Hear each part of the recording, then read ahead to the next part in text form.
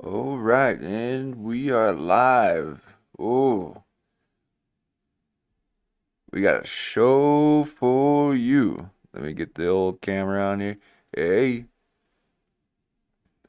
howdy, howdy. We got a bit of a conspiracy night. Okay, there's a lot of craziness happening in the world, and we're gonna let people report on that and cover the news and in the meantime, we'll just have a little bit of fun and entertainment. Uh, and we'll see if we can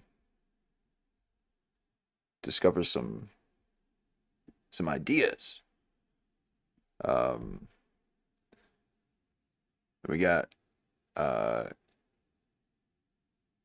um, see if I can say this correctly. Uh, Janvier in the house. All right. Your absence is felt.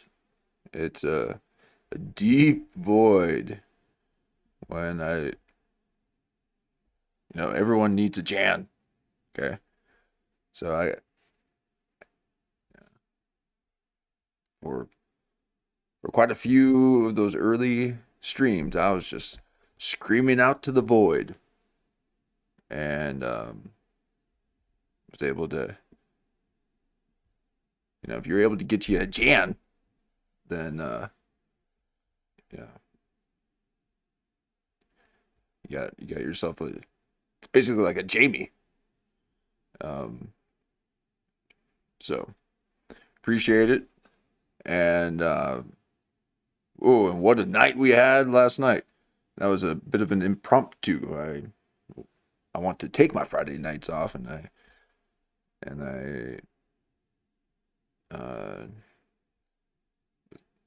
just went on and we had a double dose of Kurt Metzger.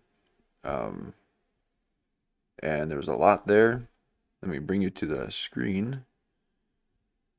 Make sure I've got it here. Now I've read all the things, and they told me, "Ooh, I got to start right away." Okay, I can't be talking tech with you because my CTPs or whatever they're called, LMOPs, are dropping when I don't get right into the material. Um, oh,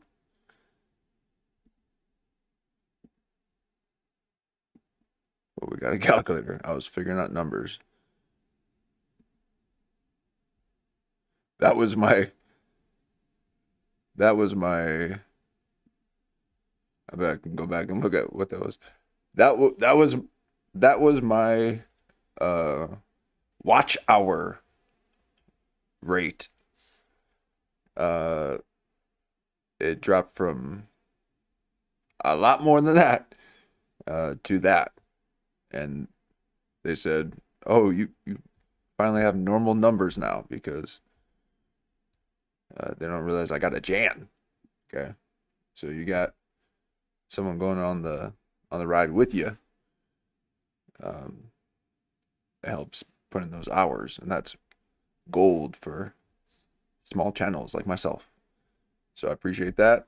But here, oh, let me get my camera on.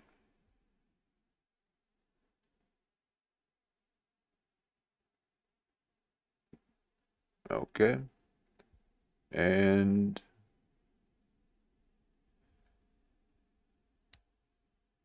now we did, a little experimenting yesterday uh, with the chat and to see if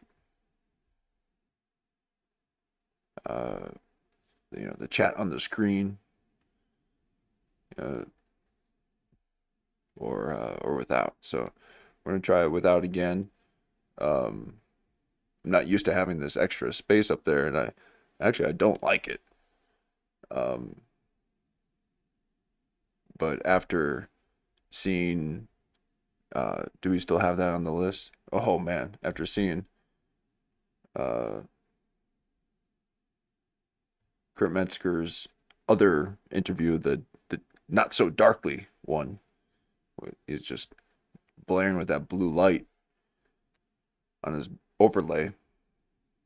Um, I vowed to never blind my audience, and I want to make sure that the content is what is focused and not banners everywhere. So I will adopt new positions here with my screen, and yeah, try things out like this. So we'll see how this works. But I'm already missing that chat up there. So I thought it looked kind of cool, but we'll see. We'll see. And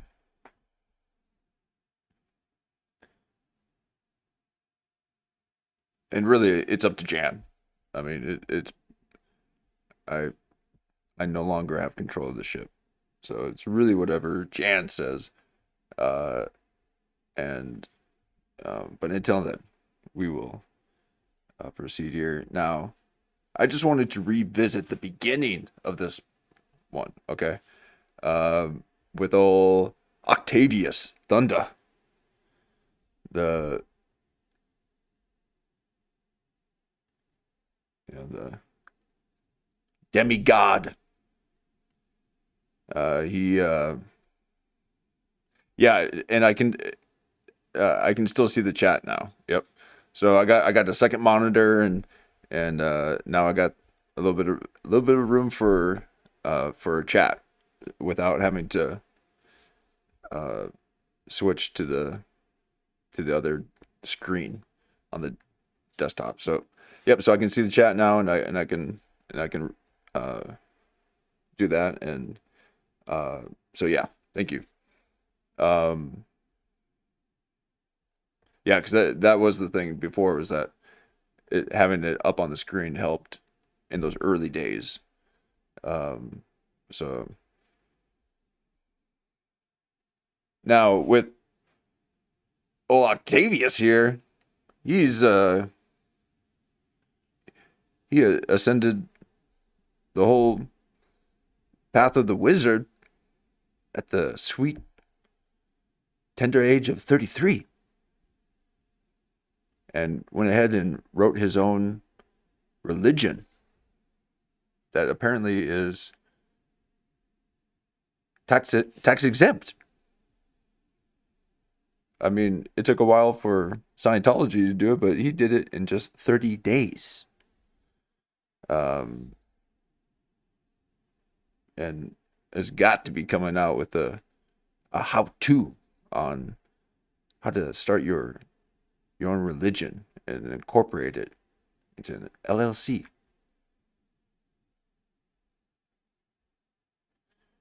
So a few nights back, when we took a look at this, there was I was actually quite taken back by how much there was here. There's arm touching. There was a Mark Norman pat on the back. I mean, there was hand contact and everything. But I skipped ahead and we didn't get to really see the beginning. So let's revisit this, and then we'll put this one to rest.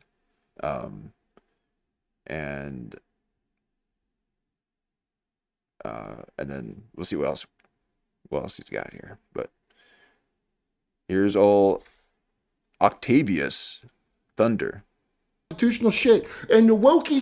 So let me back it up here.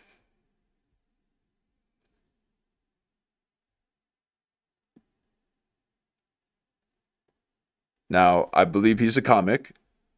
Now, this is this is the thing to do. You do a set, and then come on over and let's do a pod, and then the pod leads to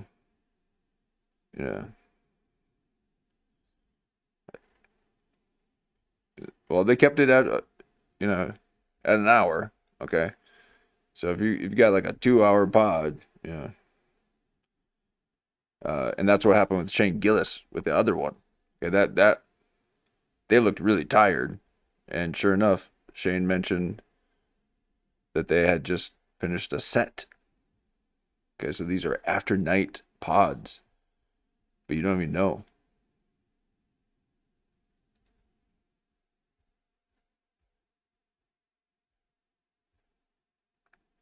Now here we are. This man has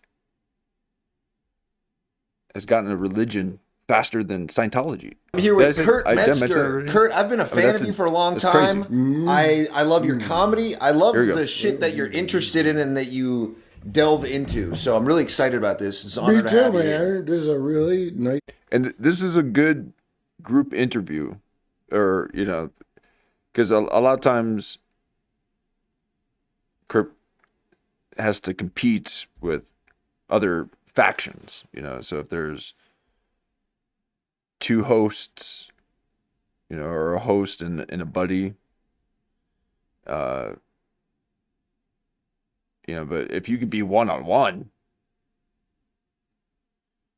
and again, what you don't see here, back behind this,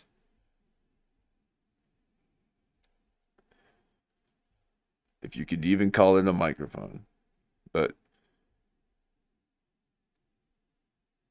there's skin-on-skin contact. Okay, they are touching, and they're wearing the same sleeves, but we'll see that later. Nice tight desk. I feel like a young Reiner with his dad. Yeah, exactly. Are you about to murder me? No, I'm about to kiss you on the lips. Okay. So, are you about to murder me? That took him. Kiss you on the lips. He's like, hey.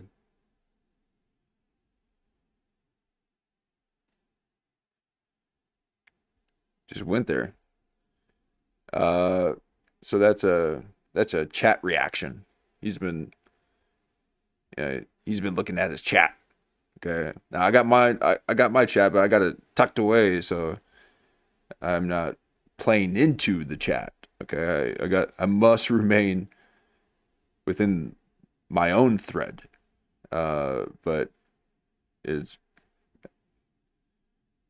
is a crutch. Okay, I will crutch on it. But that's a goofy reaction. Yeah, so that is a zoinks. Yeah, yeah. So it's a very cartoonish reaction. Now, the only way you get something like that out of Kurt is when it's a real reaction, and it's so cartoonish. It's beautiful. But here we are. He kiss on the lips, the Reiner and his son.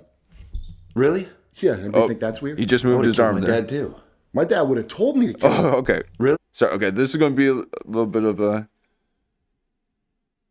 one of those little zoom in ones, okay? Now, we'll let this play, and all the, information out there says I got to let these clips play for you, okay? While at the same time not getting copyright, but so that you guys are watching something, but you have to watch this, okay? Because here we are. He's like, now if you, okay, so right here, his arms over there, and Kurt is dominating the situation in the room by touching him. And then this is the kiss on the lips joke here. Nice tight desk. I feel like a young Reiner with his dad. Are you about to murder me? No, I'm about to kiss you on the lips. You kiss on the lips, the Reiner and his son. Really? Yeah. And they moved his arm there. Killed my dad too. My dad would have told me to kill him. My dad would have said to me, if I ever do anything like that, you better kill me. Because it was toxic masculinity where I grew up. But okay, a lot of kill death talk. Okay, I remember hearing this now before. Okay, so this is a bit of a recap. But I kind of wanted to go back and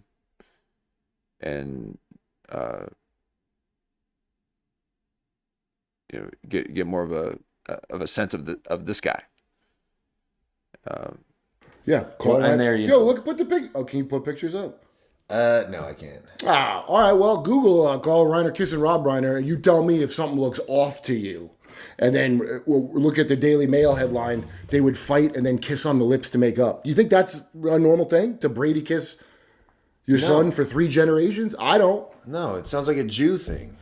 No. Well, it's a. Okay, so now he gets into all this, and he now spends the whole podcast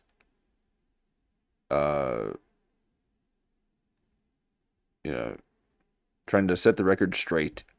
Okay. And whether there's truth in that or not, he's of what this guy is saying, there's still levels above that are in control. So it's not so simple as that.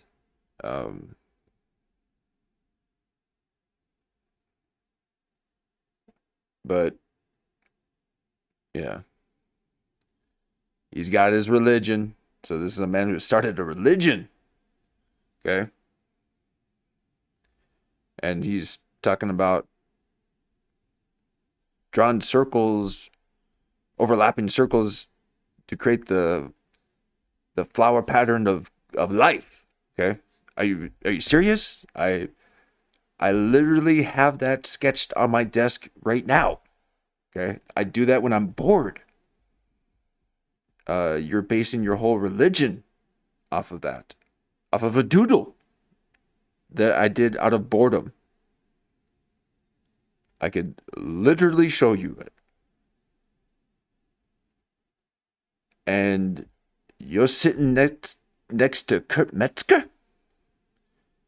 I mean, I hit all my hard consonants when it comes to Metzger. Okay, and this guy here is starting religions.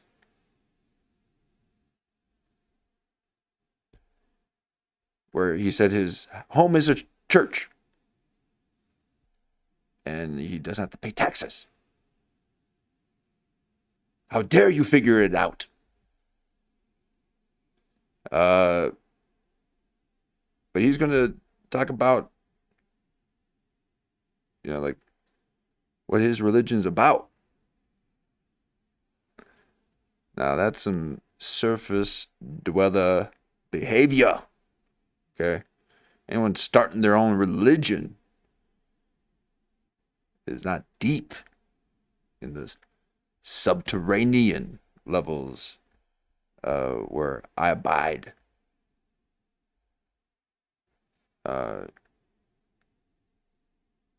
Why would you want to trap yourself in your own creation? So here he is, sitting next to Kurt. And why? Because you did 5 minutes at an open mic?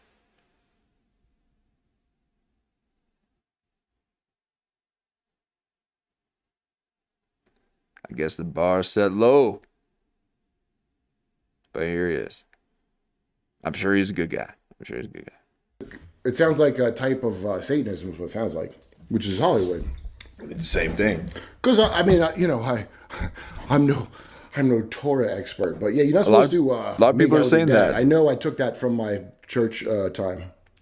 That sacred knowledge that was given to the Hebrews by the church will teach you what not to do. Well, that's the only reason you have a law. It's a reflection of how you suck. So okay, so you get your Bitcoin here. So everybody's gonna get hawk to it until we get to. Okay, so Jan just said the bulging eyes. Okay, so let me see if this will pull up.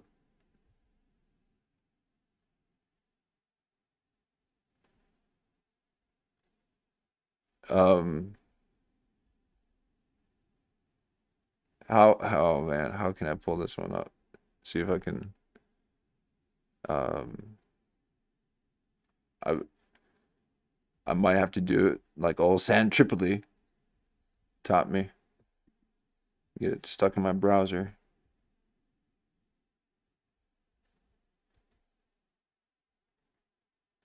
Nope. Oh my gosh, what is that?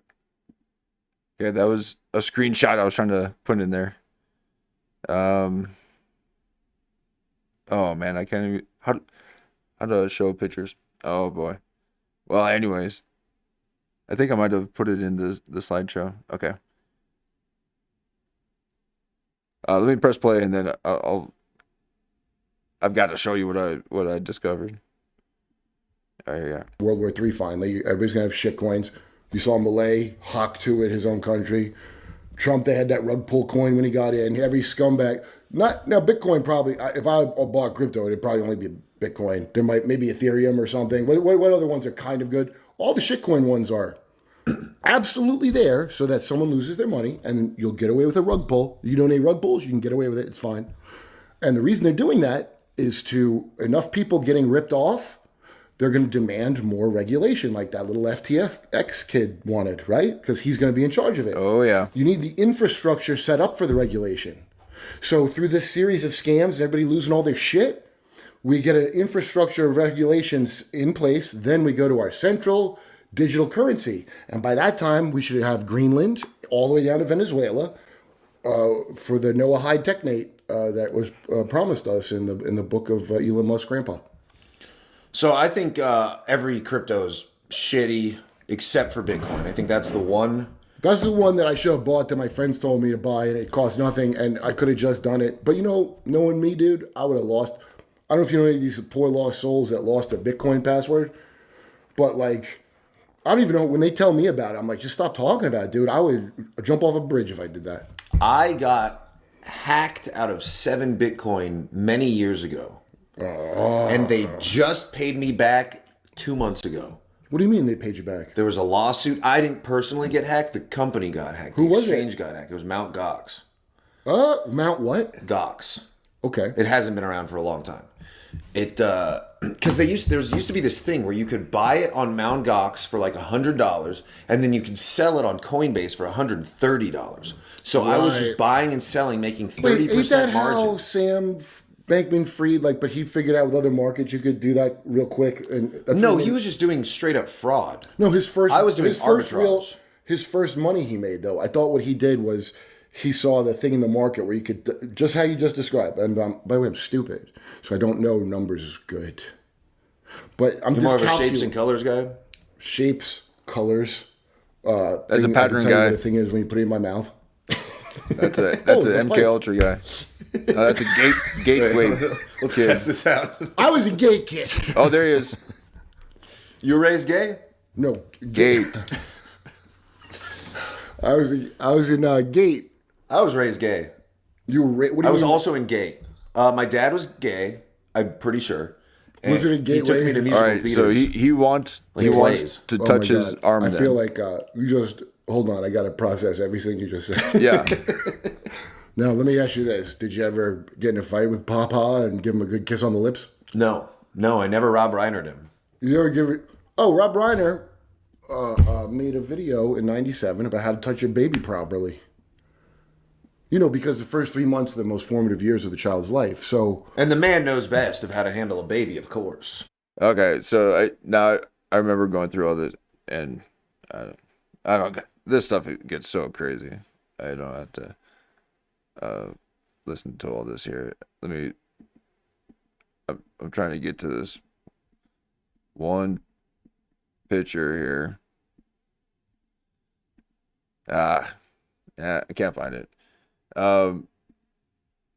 This old Metzger with big old bulge eyes. Never seen eyes pop out like that before in my life. But somehow Kurt Metzger can put them back in, like Who Framed Roger Rabbit.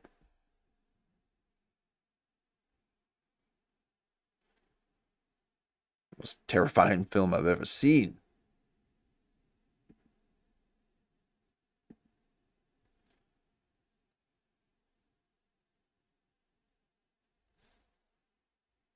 See if we can skip ahead a little bit. I'm just trying to get into a little bit of this guy's backstory, that's all. Nobody knows how to hold up. Should I drop it on the ground? Oh, no. I should actually raise it and not abuse it? Okay, thanks for making that video to tell me. I read between the lines of that a lot, and I think that... Oh, that's right, too. Oh, my God. And I forgot. I mean, this would be the second or third time I've talked about this, if I talk about this now, but he tries to do a joke of, I'm the,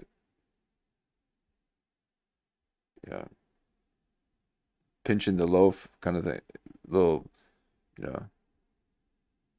potty humor, and he didn't understand the reference, and he looked it up. That's one of those programming things, Like if you have the eyes to see it, that's how these people get by doing these kind of things. What's that? I'm taking notes because you're throwing a lot at me. It's making me think of a lot of stuff I want to bring up later. Okay, so now he can't like stay on old Kurt Metzger stream. Okay, he's got to stay within his thought. So he's always in the past. He can't just, Kurt Metzger doesn't remember what he said 2 minutes ago. He's just going at it, okay? But no, I mean, he can recall. I mean, he's got good recall, and he'll, explain himself again if he's got to, which he has to with this guy constantly. But he's got his own religion, though. Okay. I guess you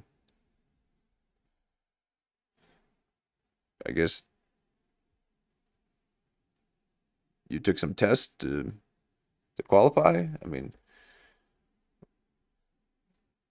okay, I want to start here. I mean, we're already started, but let's start at the beginning. The beginning of human existence. Time. Okay. So I was telling you off air, I created a religion called the Interdimensional Temple. I know you blew my fucking mind. What I believe just sprung it on me is that 7 beings called the Anunnaki came from heaven to earth. There's only 7 of them at first, and then they interbreeded, reproduced, and then there was a bunch more. And then, don't you hate the name Anunnaki? I hate it. I don't mind it. I wish I could say Anu or something, or like gnocchi, like the potato-based pasta. I mean, one of the dudes was named Anu. Yeah, right. It's his gnocchis that came out. Look, I hate them. Whatever they are. Hey, don't gnocchi my Anu, bro. I hate that shit. Now I'm having Gary Wayne on the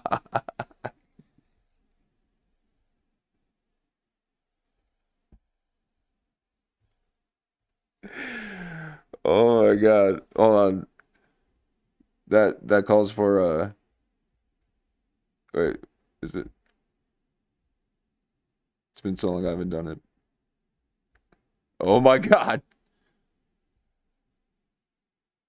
What the heck is that? I hate it. I don't mind it. I wish I could say Anu. Sorry, I'm trying to do a hotkey, and I have no idea what the hell that was. So let's take this back. He basically just demolished his, the past three months that he was on. Okay, he only had this religion idea like 3 months ago, but it was this deep pursuit he had, and then Kurt Metzger just destroys it in a matter of 2 seconds. Right. Temple. I know you blew my fucking mind. What I believe just sprung it on me is that 7 beings called the Anunnaki came from heaven to earth. There's only 7 of them at first, and then they interbreeded, reproduced, and then there was a bunch more. And then, don't you hate the name Anunnaki? I hate it. I don't mind it. I wish I could say Anu or something, or like gnocchi, like the potato-based pasta. I mean, one of the dudes was named Anu. Yeah, right. It's his gnocchis that came out. Look, I hate them. Whatever they. Hey, don't gnocchi my Anu, bro. I hate that shit. Now, right there. Okay, so he's and the thing is, he's open to this. He's open to him poking some holes in his life theories. So that's the only reason why I'm even. No, it's not. Whether he likes it or not, we still gotta watch this. But he seems to be open to Kurt messing with him a bit. But these are true life realizations happening in real time. I'm having Gary Wayne on the Dirt with Kurt. Maybe the next episode. Wait, you're just trying to roll past that? No, he did. What are you saying you hate? Okay, all right. So here it is. He's like, wait, you just said you hated the thing that I created. You just gonna roll past that? And he's like, yeah, it's okay, man. Now, Kurt Metzger, after hearing about all the gay stuff, he felt comfortable to give him a nice little Mark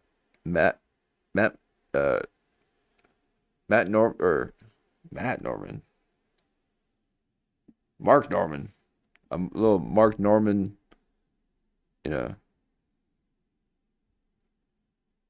little tap.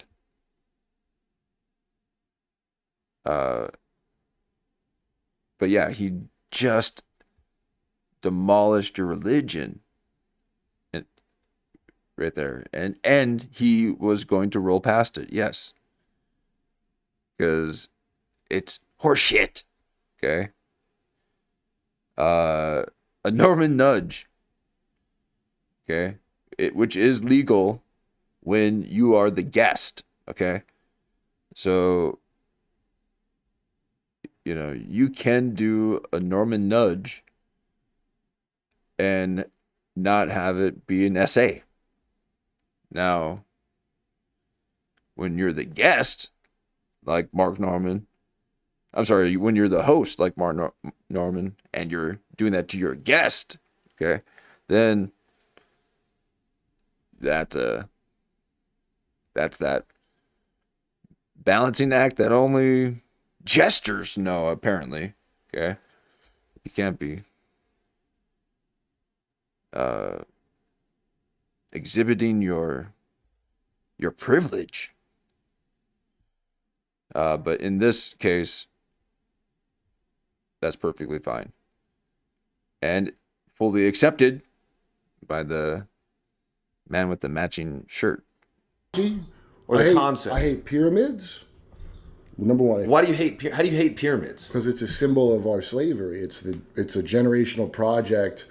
See, I know everybody thinks Anunnakis. Those motherfuckers don't do no heavy lifting. They're not going to lift shit themselves. They were the 1%. That's right. And so if you can look it up online, there's a guy who made his own Stonehenge in his fucking backyard with tools he made. I saw that. And you watch the tricks he did to do it. It's the pretty. teetering. Yo, it's brilliant. And one guy. And so when I saw that, I'm like, Okay, so that one guy is that smart, and he's cutting all the shit. Just see a simple thing, right? Well, let's say we could all be telepathic, or I could program you all to be that one guy that made one Stonehenge in his yard. But I got a whole team of slaves that I can make as smart as that guy, and I can unite their brain so they work almost as like a hive mind. Where did I see the? I saw a video of this tribe. It's like jungle tribe that was being filmed for the first time, and they all had the same haircut. They all looked the same. And they all acted the same and moved the same way. It was wild. I bet that is how we used to be. I wonder if the more similar, the more easier it is to move in such large groups in unison, like zebras or something. The pattern recognition is there, so you're able to just pick up on the slightest cues, which, in a big,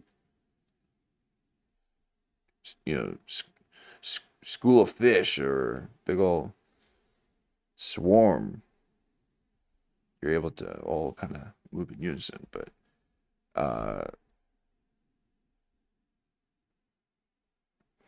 so yeah, I don't think it's the Sentinel one, but that I've heard of that one. Oh yeah. Although it might have been. But these ones had like bangs and hair, looking like this guy, but like straight black bangs. All right, here we are. So he's just like, oh man, he is hurt. Okay. Like he's meeting his hero. He's 33. The old Masonic. Yeah. The sweet Masonic number. And he started religion, and his hero hates it. And he's coming to terms with that. And it's something that he even told himself before the show. He's like, I have to be okay with people not liking this. But he didn't realize how much that one would sting. And that one hurt, didn't it? That one hurt. But Kurt's a professional. He'll roll with it. He'll play it off here. It's just humans. They're not giants, let's say, just for argument. They're just humans. Maybe they have a chip in their head in a future equivalent where we're all connected. And think of the Amish throwing up a barn, or Jehovah's Witnesses, where they would make a kingdom hall in 2 days. When everybody's united in purpose, you can get some crazy shit done. Yep. Shit that you would never think you could do without UFO power. And I'll bet you there's some kind of power from the stupid Anunnaki. But that's the thing, though. I think it's going to take UFO power to have that type of ability, because everyone is so isolated. Yeah, so you have to create that outer hive mind. But we all have it in us. But you got to be linked up with everyone. And there's a lot of people linking up in the world. Okay. Out in the streets. So we'll let them link up out there, and we'll just link up here.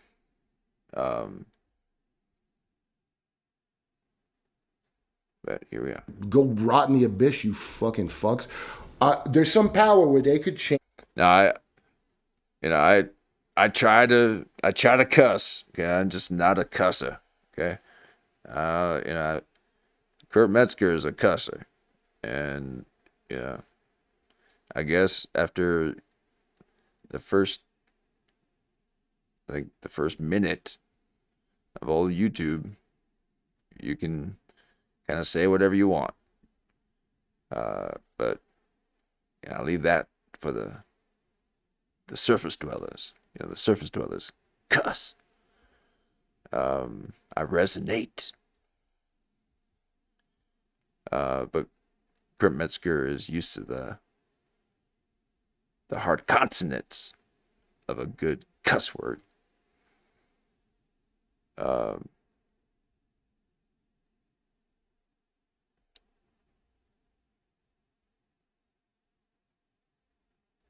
the humans together, have them like the equivalent of mining Bitcoin, but to build something like a pyramid. And then that pyramid, because it takes generations to make, it's a symbol of long-term planning, wealth, generational wealth.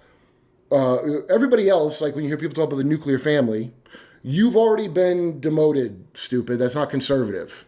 They already, before you were born, they already atomized you into the nuclear family. But rich assholes got all generations of their family. They got Nancy Pelosi got 16 kids, right? What does nuclear family mean? Just like a plume bus, plumey bus. I haven't seen that.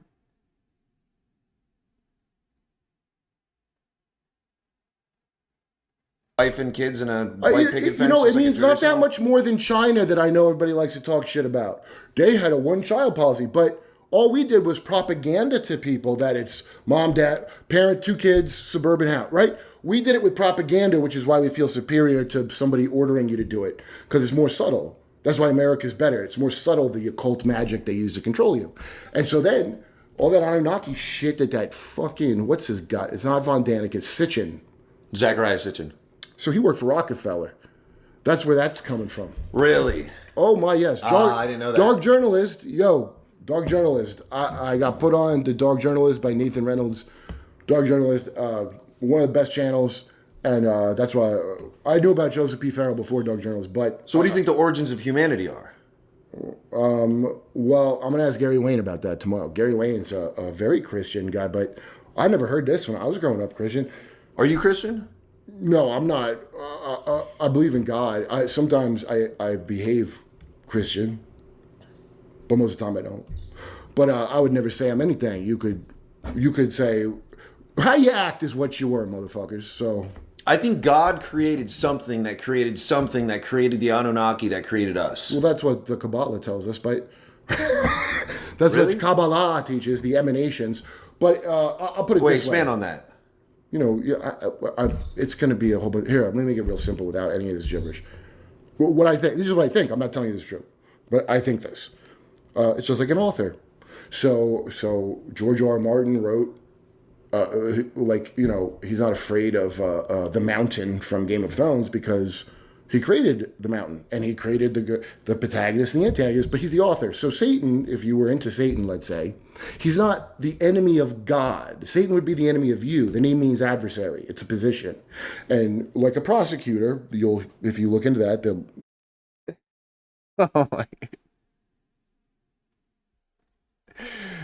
And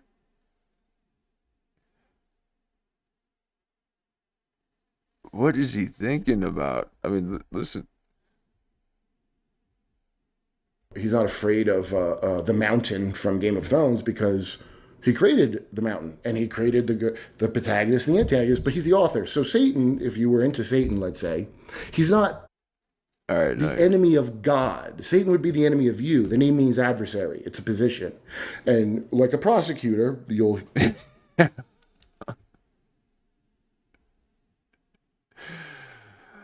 Oh, man, what are you thinking about?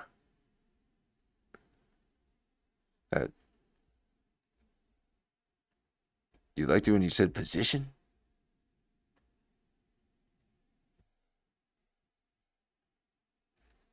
of you. The name means adversary. It's a position. The protagonist and the antagonist, but he's the author. So Satan, if you were into Satan, let's say, he's not the enemy of God. Satan would be the enemy of you. The name means adversary. It's a position. And like a prosecutor, if you look into that, you've probably heard that before. And it's like Job's about a case. See, Lord, this guy's a piece of shit, and I think he will curse your face if I give him zits on his back.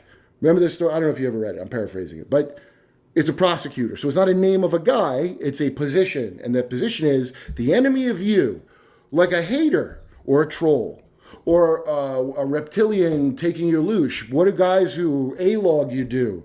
They provoke you and then you feed them your energy. And that's your fucking gay loosh. I hate that term, by the way. And I hate Robert Monroe. Don't ever do his thing. Robert Monroe from the Monroe Institute, who invented the term loosh. Oh, you don't like the loose term? I don't like his whole thing. Don't leave out the bad parts, assholes. Yo, don't tell me about remote viewing and UFOs and house projecting and leave out all the, what I don't know what we're allowed to say on this, grapes. You can say whatever you want. All the space grape. Don't leave that part out. And don't leave out all the blood sacrifice. Right now, we're going to go to the Technate. Here's where we're going. And so go look up Elon's grandpa. I bet people watch it. If you invented a religion, they probably know this shit. But the money would be based on energy usage. So a unit of energy. Okay, I get Bitcoin. it. Yeah. And and then think of those stories of Bob Monroe harvesting your energy. See what we're converting to? So first it was gold, which was, what is that, alchemy? Then we go to the fiat system, which is sigil. Fraud. Ponzi scheme. I call it sigil magic. Sigils. Then we go to this, which is conjuration. Yeah, there was a lot of symbolism on the dollars for sure. Yeah, the tree of knowledge. The snake, money grows in the tree of knowledge by Tracy Twyman. She explained that's a snake, the serpent. Nobody uses that symbol but us. That is a symbol for Hermes Trismegistus, also known as Thoth the Atlantean. I'm known as Hermes Trismegistus. So he's a Trismegismus guy. Asbis. Yeah, Hermes essentially initiated the conversation of I create as I speak. Abracadabra. That's Hebrew for I create as I speak. Oh, the logos. The whole notion that you can speak things into existence and reality is made up of code. Yeah, okay, I'm gonna be full five. Look, sure, and which is another form of lying or manipulation. Or that's magic. So wait, magic, exactly. So there's nothing more magic than lying. That's the first level of it. You could just say a thing is true, and then it becomes true in the person's head you lied to. It's fascinating, like Santa really. Claus. You know, the real Santa Claus is some Turkish guy who, in this story, gave some guy with 3 daughters gold so they wouldn't have to become child prostitutes, and that's the first Santa. It's insane, but you got that people have that egregore of it, and the magic of Christmas. I just did Redacted. You know the show Redacted? American Redacted? You know Redacted? Okay. I've heard of that. Who's on that? I remember saying that the last time I saw this. I don't know. They're like I'm repeating my own Clayton's jokes. like a yes yelly Jimmy Dore. And anyway, Natalie used to be a Jehovah's Witness like me, and when she said something very interesting yesterday when I was talking to her, she was like, because I didn't grow up with it, and she's very mom-like. They have kids, right? But she goes, "There's no magic of Christmas for me." I know exactly what she's talking about. I don't give a rat's ass about Christmas. I'm not against it. I have loved ones that are into it. I'll do whatever, but I never got imprinted with the magic of Christmas. And you know what else I never got imprinted with? The magic of Michael Jackson. Never gave a shit about it. Really sounding like the Grinch right now. Well, I never cared about that neither. What's wrong with Michael Jackson? Well, no. What didn't he do for you? It's not anything to do with him doing nothing with me. When I was 6 years old in the first grade, I'll never forget this, when he did the moonwalk on the... and remember, if you remember, he was wearing like high water pants. Like he had it looked like he woke up late for the show in bed with a boy and then rushed out with the boy's pants on and slid into the... Anyway, the kids in my class were going... I was in Euclid, Ohio, which is outside Cleveland. And you're just like, this is bullshit. Okay. Kurt Metzger can't really talk about style, okay? He just started wearing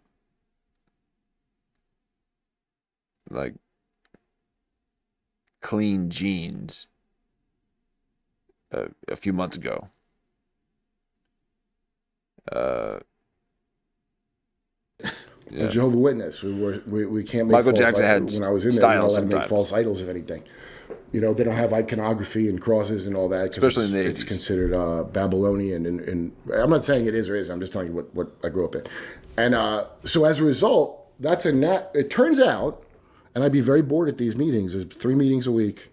And I would be so bored I'd read the Bible. So I probably read the Bible about 20 times as part of your lessons. And also in boredom, I would just read it.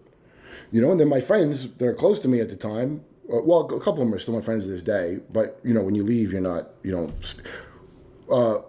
could talk about it with them. So you understand you're immersed in it. And even if you're bored, you're immersed in it. And it's almost like a wax on, wax off. So when I hear, this is why I'm not a... That's true. Like when you're in it, that's all that's there. And when you're out of it, you never hear another one of those weird phrases that they use all the time. But just like a corporation, you start saying weird vernacular that I refuse to remember.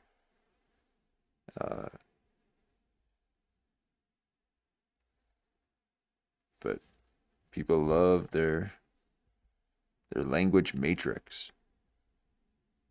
You get to learn a language within the language. Christian, by the way, because I have absolutely no Christian love explaining shit to nobody. I'm actually enraged at all of you that you didn't already know this shit that I found out taking a shit. No, that's not Christian at all. That you're supposed to have some kind of love for people. Do you believe in the teachings of Christ, of living like a good person and stuff like that, and turning the other cheek? That's the golden rule, isn't it? Live like a good person. Yeah, I do. You can't go to war. We didn't vote. Here's what Jehovah's Witnesses were dead right about. Because there's a doomsday cult. Not doomsday for us, for you, asshole. So it's fine. I'm not being negative calling it that, is what I'm saying. We didn't vote, didn't join the military, never saluted the flag once in my life. When they passed the cupcakes around, Christmas cupcakes time, right? How was it never designated a terrorist organization? Well, not in this country. Well, no, they went to jail World War I for not going to war. So, no, Woodrow Wilson is when England brought us back into the fold of their soft power with their bullshit. We used to like France better, remember? And then all of a sudden, World War I, we like England now. And that was an op from England. And that's where all the Christianity that people pretend to be in here comes from. So, by the way, Pentecostals, anybody out there Pentecostal, speaking in tongues church, you know who made that popular in America? Because 47, it don't go back to Jesus, it goes back to 1947. The Kardashian family, that's who brought that here. The Kardashians. Not Kris Jenner. I'm talking about the Kardashian family. Look up Avok Hagobian, and I wish I remember this guy's channel's name. Okay, and I think that's where we started the last stream. So I'll go ahead and end it there on the old Thunder. Octavius Thunder. But I recommend checking it out. It's a fun watch. Seeing the man be born again right before our eyes. He has to change his whole life's work. But that was a fun watch. So thank you, Thunder. Oh, we got little Jamie too. I was looking back at the list, and I was wanting to revisit the stuff that we didn't go through fully.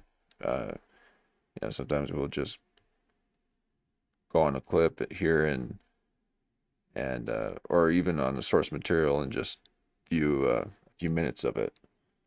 And there's still so much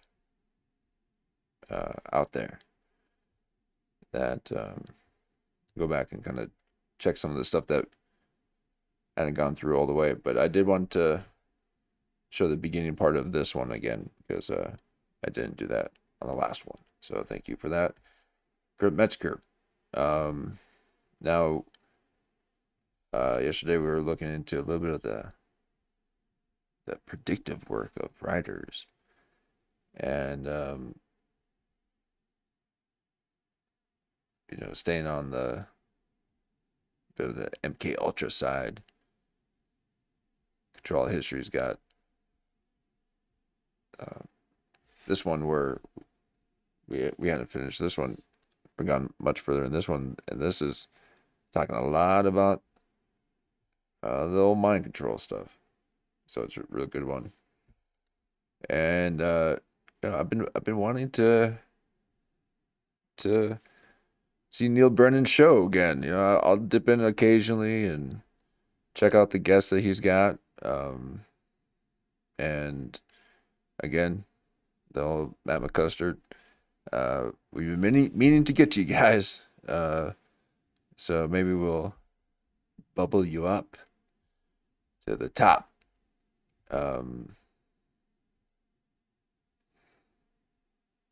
But I'd like to see some source material here and see if we can maybe find something that the headlines from the Clippers might have missed. Now you got a nice 83K in 2 days. Okay. So Neal Brennan is pumping out those numbers. Now I do got a little Kevin Brennen news from old Patrick Melton. Okay. And this little dabble update.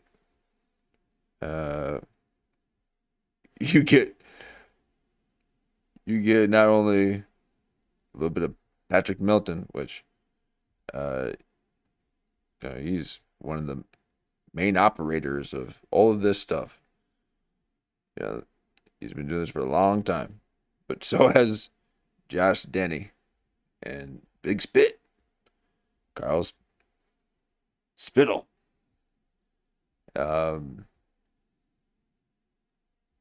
But there's a funny exchange that happens here, and if you ever get to experience some of numero uno Josh Denny fans antics, and I mean that in the best way. Yeah, they're not antics. It's pure art. Arctics. Oh, he's Arctics, I guess. He loves to include shows into his web. So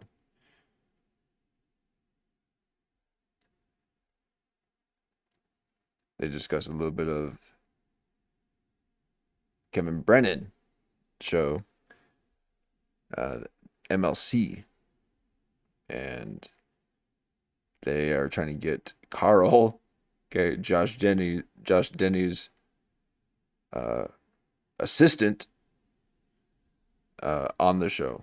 Okay, now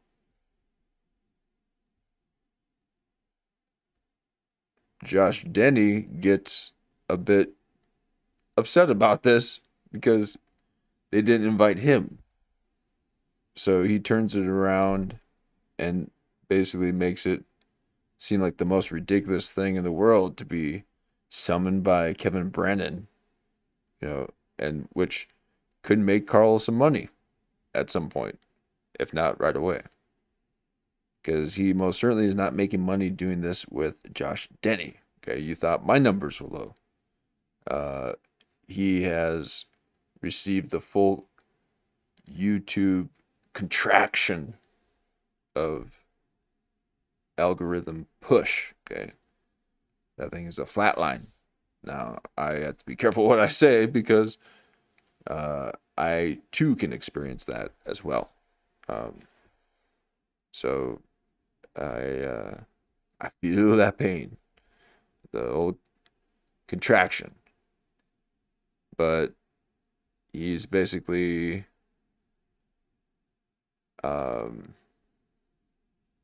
manipulating Carl to get him to stay put and not get paid for what he's doing, or or whatever. So, but there's a little bit of truth in what Josh is saying, because he's saying that they're just kind of having a little bit of fun. And yes, they might be having a bit of fun, but people were having a bit of fun with Mersh, and then Mersh took off. Okay, Mersh was on his rise and got into the Dabbleverse and got supertip.ggg, and he's on, he's in a lot better position than he was a year ago. And this could be Carl's opportunity, but old Josh Denny spins it and then makes it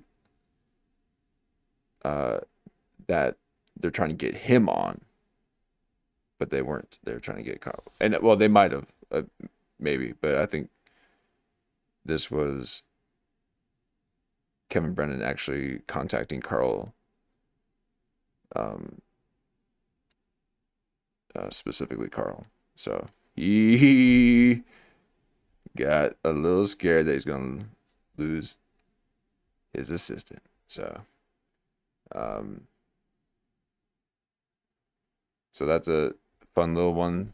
We might actually, now this Patrick Melton, he does his thing and his show in the little corner of the universe. I only know him because of old Red Bar.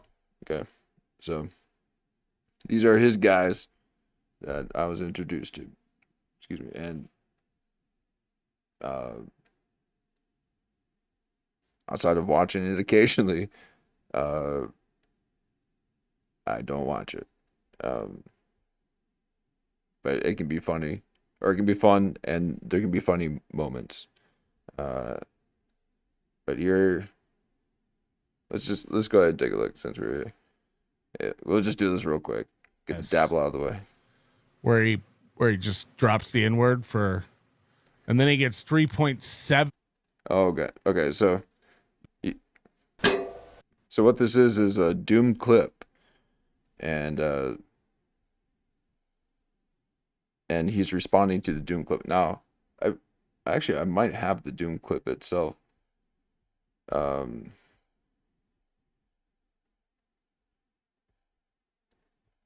think that maybe I brought that one over instead. So I don't quite know where Patrick Melton's going to take us on this.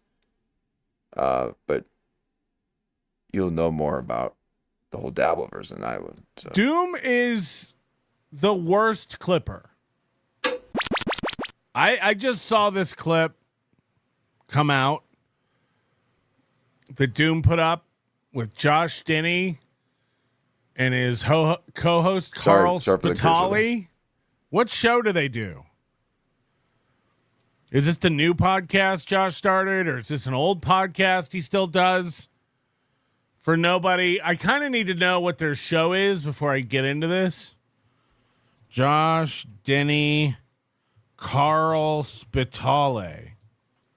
For people who don't know, Josh Denny used to be the first result when you search for that is this Doom clip that came out minutes ago. The Big Uglies podcast.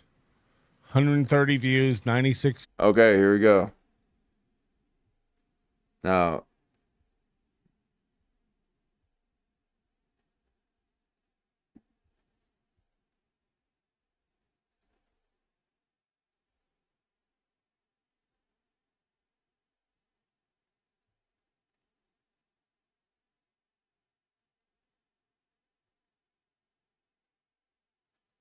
these numbers are bigger than Octavius Thunder.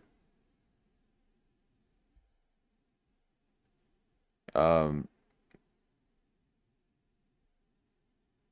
they are they went niche. Okay, those are niche numbers. And oh God, I hope I don't go niche. Because sometimes it feels like it's heading in that direction. And I'll just jump on a whole new server if I need to. Get a fresh batch. No, it is all things that I need to work on, and I appreciate the experimental phase of this, because I'm loving these zoom ins, but they can be a bit distracting. But these numbers, for as long as they've been doing it,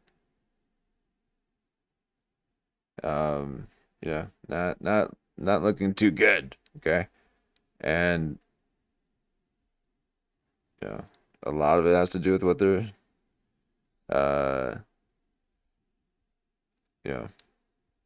what they're saying and all that. So I don't like anything this guy is about. Okay, any of these guys, I'm not anywhere close to thinking of anything like these people, and to even have them on my screen, I am punching down. Okay, so this is an opportunity for me to be above someone. No, I'm at the very, very bottom. Okay, but I do not associate or think any way that they do. So, but Doom happened to clip Josh Denny, and Doom doesn't clip Josh Denny, and no one clips Josh Denny. Okay, so that's why I had to do a double take. I had to do a double Doom take, seeing a Josh Denny clip.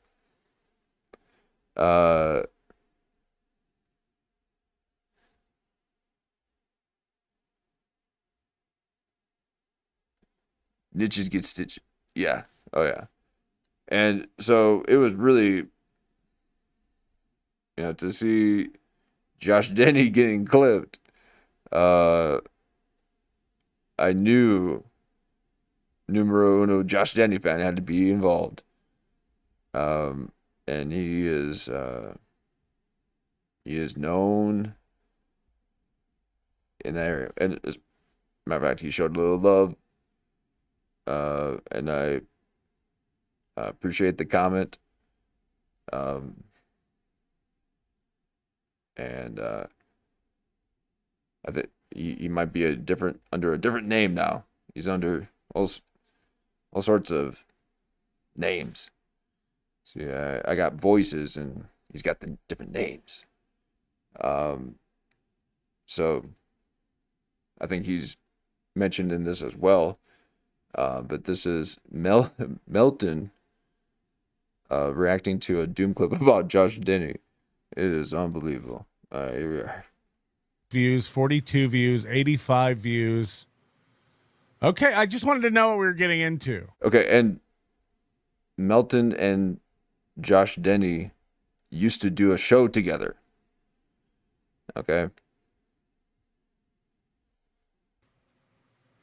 So he started this news show, The Vulgar Puritan.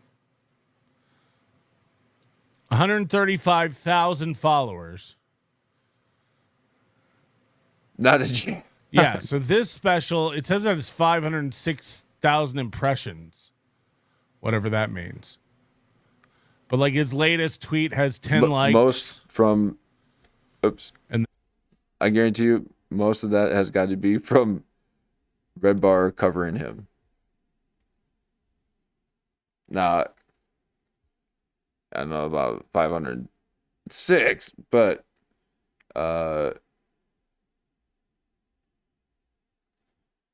when this was a big night in the Red Bar world, okay? So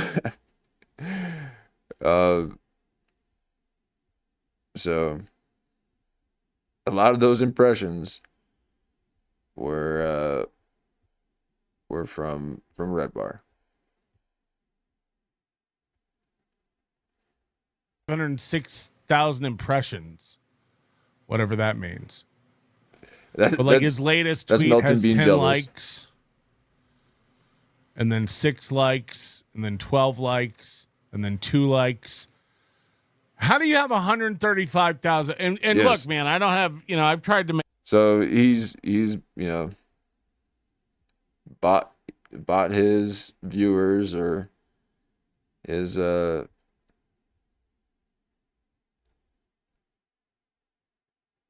followers or whatever. Make up with Josh. He's not having it. It's pretty well known.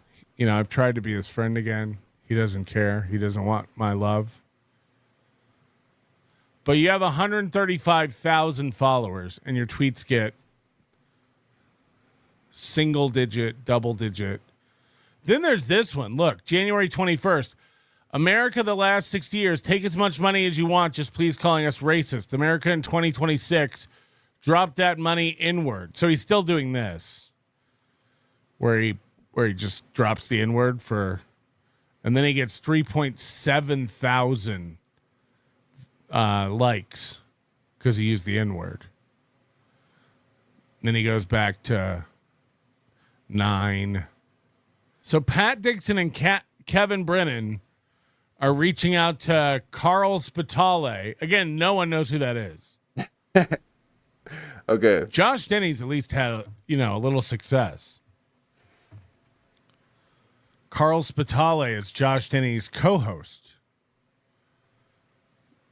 Oh, so, God. I'm too close to... I'm not sure why Kevin Brennen wants him on, but... I'm too close to Pat Melton. Dixon also wants him on? Funny is obviously... This is what I think is so funny. This is how dumb these guys are. When did this guy ask me? And then I tell him the same thing I told the other dude. This is so funny. Numero uno is in all of these guys' chats. So Josh Denny knows who numero uno Josh Denny fan is. This is crazy. Is this Josh trying to get in the Dabbleverse? Pretty much any, underground, low tier, or mid tier producer knows him. Okay, he's in every single show. So every show host knows who that is. Or is this Doom trying to drag Josh into the Dabbleverse? Fresh fish, huh, fellas? I mean, could we start? Is this going to be saying the same shit? Like, get Big Spit on your show. Get Big Spit. And they are Big Spit. People call this guy Big Spit. Okay. So now the Doom clip itself is saying, and I don't know if this is true. I didn't see the MLC episode. Okay. But even Josh Denny right now is saying that they're asking for Big Spit, and that's what everyone calls Carl Spitale, and that's because of Red Bar. So that everyone calls him Big Spit, and he's huge. Okay, he's 6'7", like 6'5" or 6'7". Okay, I'm 4'3". Okay, and through the power of Logos. And speaking out my goals, I would be 4'5". So these are giants among us here. So they call him Big Spit.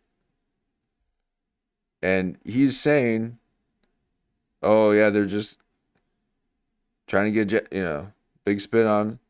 Now, again, I don't know if they ever asked to get Josh Denny on. Okay. And he doesn't mention it here. And if they did, he most certainly would. Okay? He's the kind of person that would mention it. So he's not right now. Okay, so just kind of know that going in, because later on he starts saying that they want him, and maybe that happened. Okay, again, I didn't. I'm just taking it off of this clip. Okay, so I had seen the Doom clip without Melton's commentary, and then I saw that Melton responded to this, and so I wanted to take a look at it, because Melton and Josh Denny did a show a while back together. Also oblivious to the fact that they're being spun, that they all end up doing the same. Let me take it back here. And again, I only know these people because of Red Bar. Okay.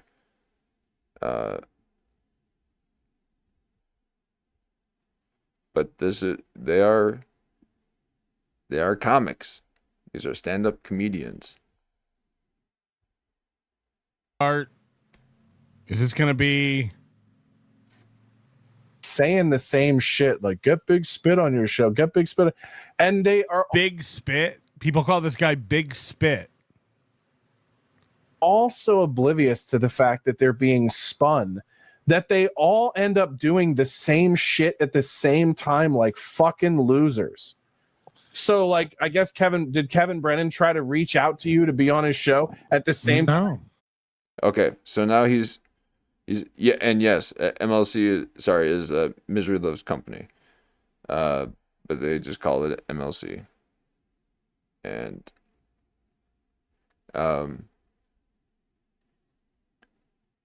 so now he's about to berate Big Spit. Okay, he's like, oh, let me guess, they just want, okay, and again,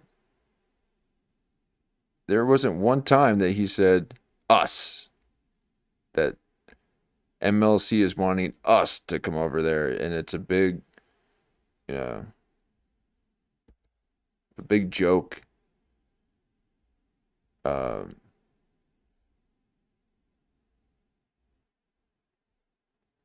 I mean, you can't watch this show because you just see this guy looking like this all the time, just wanting to murk somebody, or looking deeply into Josh Denny's blades, as they call them.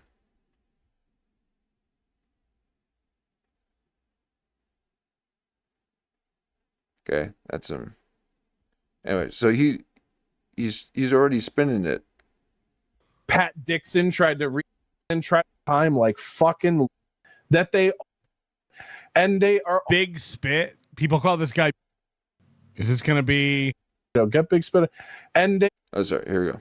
saying the same shit, like get big spit on your show, get big spit, and they are Big Spit? People call this guy Big Spit. also oblivious to the fact that they're being spun, that they all Okay, so he's about to spin it right now, and Big Spit's like, oh, here we go, and yeah, and every time that people want me to do stuff, he just gets it. Yeah. end up doing the same shit at the same time, like fucking losers. So, like, I guess did Kevin Brennen try to reach out to you to be on his show at the same time?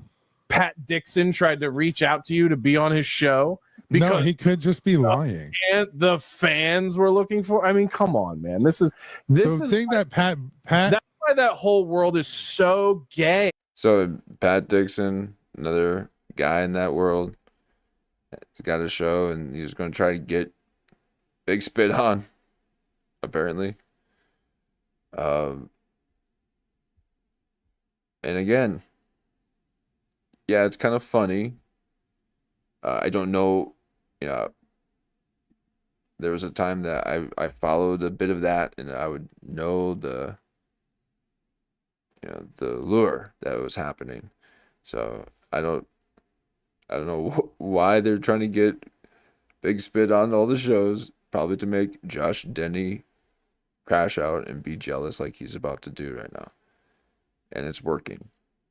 And especially to not ask Josh Denny and only ask Carl sounds like a numero uno Josh Denny fan plan. So they're having, and this is what happens with everyone. That's how Karmix got in the mix, and that's how they all get in the mix. It's like, oh, you got to have this person on, and it's kind of a joke, and then people then start to like the person just because it's a different face, and then they'll chew you up and spit you out.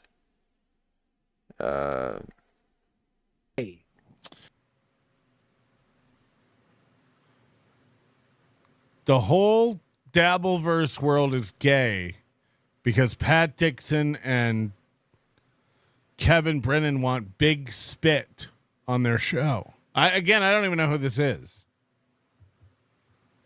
That's the only Momo that reached out to me. I don't even know who the fuck this dude is.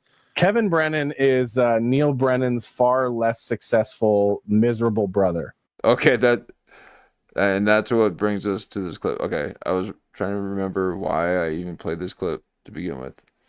It was because we were going to watch a little of Neal Brennan. Okay, sorry about that. So here is Kevin Brennan's show MLC.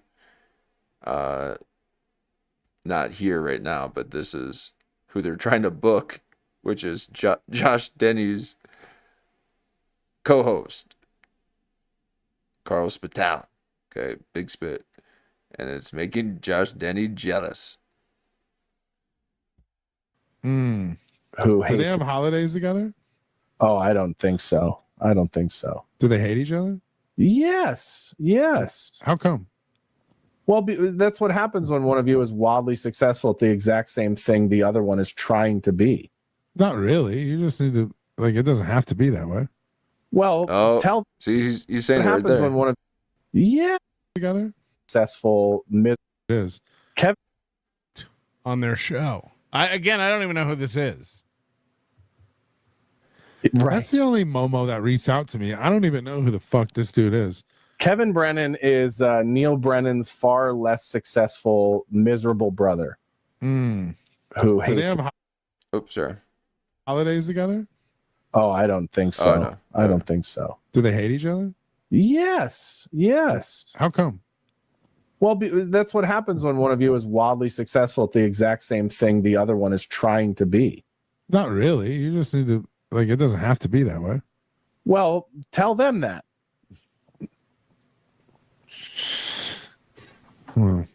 This is boring. The title of this is Josh Denny and Carl Spitali lose their minds over Kevin Brennen, Dixon, Red Bar, and the Dabbleverse. And by the way, Josh will do this thing now where he's like, I do real content. I talk about sports and politics. Yeah, you're not a reactor He's like above critiquing comedy or shows. But it's what I used to do on my show for years. I've seen people super chat Kevin this week about Carl too. I don't have a clue what's going on. See, it's old Carl. It's not Josh Denny. This is That's all the that. other thing too. Is here's what's something when they. And by the way, don't forget, every time Red Bar reached out to Josh Denny to run over there and talk shit about me, he did it. So Josh isn't above this. If this feels like Josh is mad, they're reaching out to Yes. Carl, Yes, exactly. Big Spit, instead of Josh. Yes. Okay. Because every time Red Bar reached, Josh can pretend like he's not, but like every time Red All Bar right, so Melton gets it. told Josh to come over and talk shit, he did. And then at the end, Red Bar turned on him and would like dunk on him. And then the next time Red Bar asked him to come back, he ran back over there again. Yeah. So he's Josh. So, So Josh Denny right now is trying to prevent Carl from going on the show and basically trashing him on the show. And so he is about to spin Carl's imitations to potentially get paid. Okay, he's not getting paid right now. So, and he might not get paid right away, but you know, MLC will pay you sometimes. But he's gonna begin to say that they're inviting him and not even us. It's then just turns to him. So when somebody said, I have to know, and they want to know, and then you're like, hey, when are you guys doing another show? Is like, as if we're not going to have a show anymore or some shit. Hoping. And they're like, oh, we don't have anything to talk about. You can't even hear Josh. He cuts out. Like, Josh will be talking over big spit, and then you can't hear Josh. Listen. As if we're not going to have a show anymore or some shit. Hoping. And they're like, oh, we don't have Good stuff, Josh. What? anything to talk about. And we talk about other shows. So you tell me what's going on in your world. It was like, Oh, sorry. Josh Denny, 57 views. This is the show this was pulled from. The holidays are all the way over, and we're finally back with some fresh nonsense. Oh God! Did I write this? Please don't go through We recap the my NFL shows. coaching carousel, and Big Spit proposes a new kind of football league. dude, you didn't even get my name right. You think I'm going to be on your show that you don't pay me for? Have fun with that. Oh, okay, What so- kind of homo shit You is guys do a show that you don't get paid for now. Yeah, exactly. You know, payment comes in a lot of different forms. There you go. Publicity. I mean, if you're just like, dude, we get 57 views, why would I go on some other show? Even a small show like Kevin Brennan's show that gets 430 live viewers to 580 live viewers every show. Let me make this very clear. how do you I prove don't that? care how much money he makes being a Good job. Good job, Malcolm. his show is Wendy Williams for podcasts. He's a fucking beat. This is, again, it's just crazy because Josh and I used to do this together. We used to make fun of podcasts and comedians and stuff. This is what Josh and I used to do Yeah. on this show.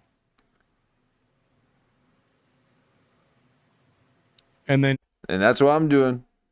Now, I'm not making fun of your show, Melton. Okay. I'm only viewing it because you're covering all this stuff. I mean, you can't pass up a doom clip of Josh Denny. Okay. And then one of my listeners sent me DMs that he had with Josh, where Josh was like shit talking me behind my back.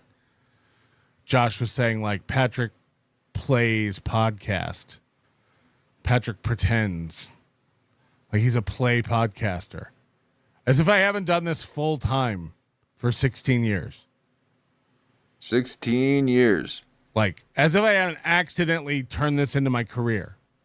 Okay. Like this year is the 26th year of my show, or 21st year of my show. Sorry, I did math wrong. Movie math. Okay. He's been doing this for 26 or 21 years. All right. That's what I'm saying. These guys, this might look lo-fi, but it's meant to be streamlined. Okay. Just do it.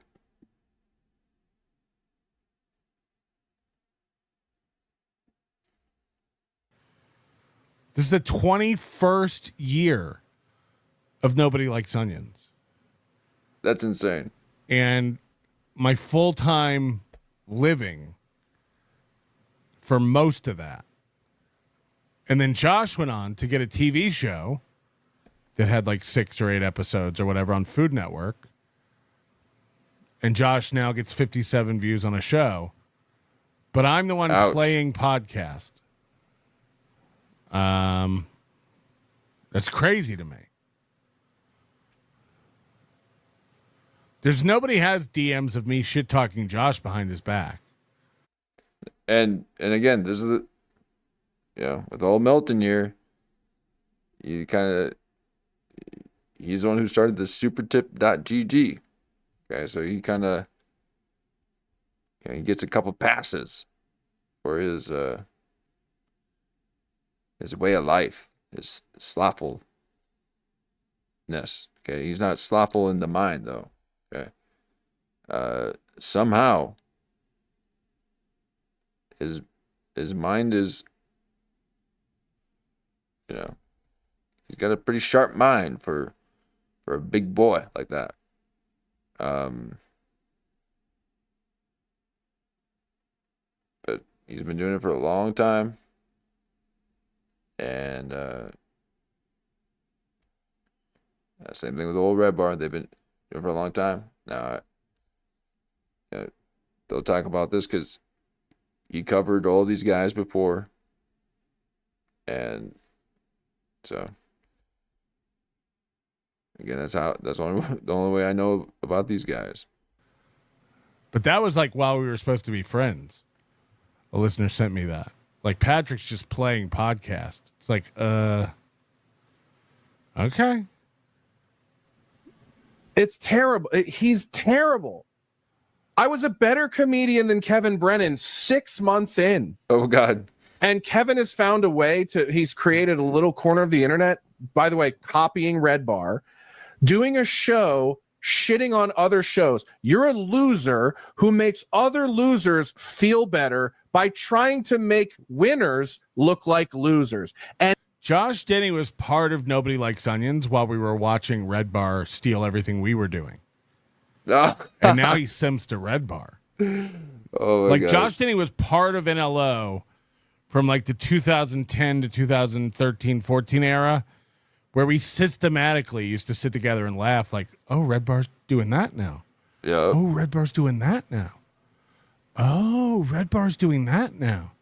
We would sit there and watch Mike David steal from us. Borrow. And people get this, and now Josh Denny's telling everybody like Red Bar was, like everybody does, like Red Bar started all this shit. It's like, uh-huh. Oh, Melton. Uh-huh. Again, both Red Bar and Melton, pretty much, they started at the same time. They were at the same conference about podcasting when it first came out. Okay, that's some wild lore. But they were both at the same one. Red Bar used to pretend to be my friend to brain rape me. So how do you do that? Hey, that thing you're doing is really cool. How do you do that? It's like, okay. I'm dumb. What are you doing? And it's fucking gay. It's gay. I would rather sit around and dick around on our show like this and do that. And everybody goes, oh, if you guys just get into the gossip and get into the Dabbleverse, you'd make, but I don't give a fuck about that. You know what? There are a lot of guys out there who get paid to get fucked by other men. Work, they're Melton. called and if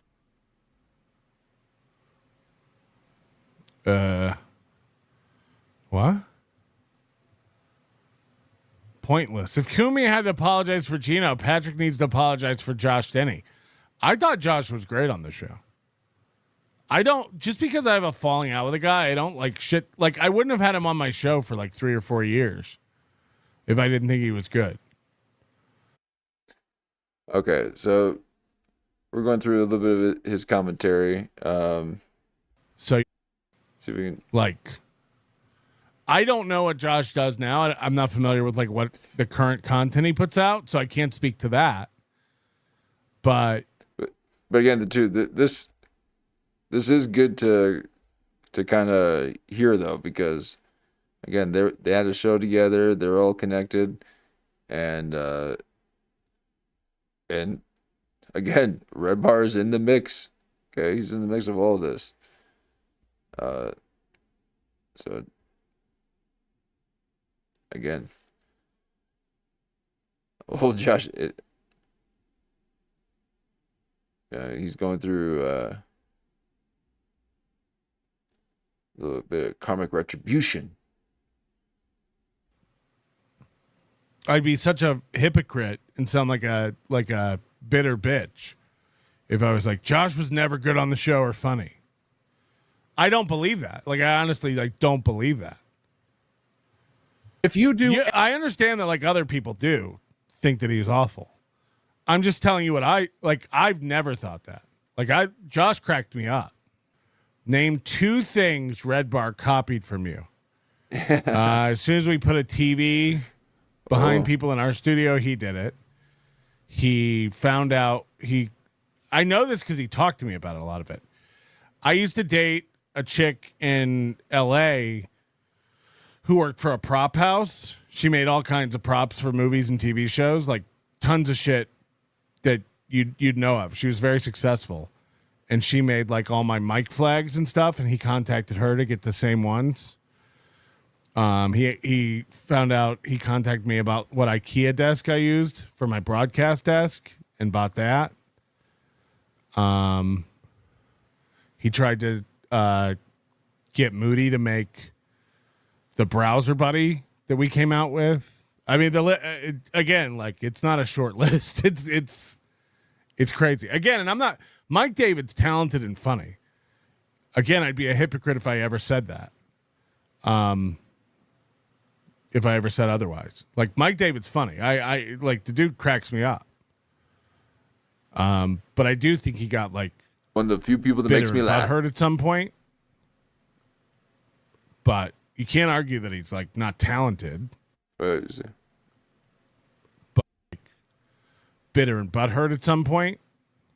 At who? I do think he got like bitter and butthurt at some point. But you can't argue that he's like not talented. But there's a list of like a million things. Like, it's not even like close. There's no shortage of it.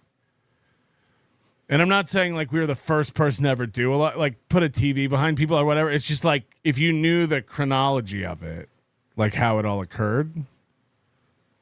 Like, again, he would talk to me and like, hey, how do you do that? How's that work? Where'd you do that? When did you start doing that? Like, we used to be friends, or I thought we used to be friends. So that's how I know that stuff. It's this show. Yeah. You want to make fun of me? It's all interconnected. I don't want to go anywhere. Exactly. Oh, it's so. And there it is. Okay. So Josh Denny has nothing. Okay.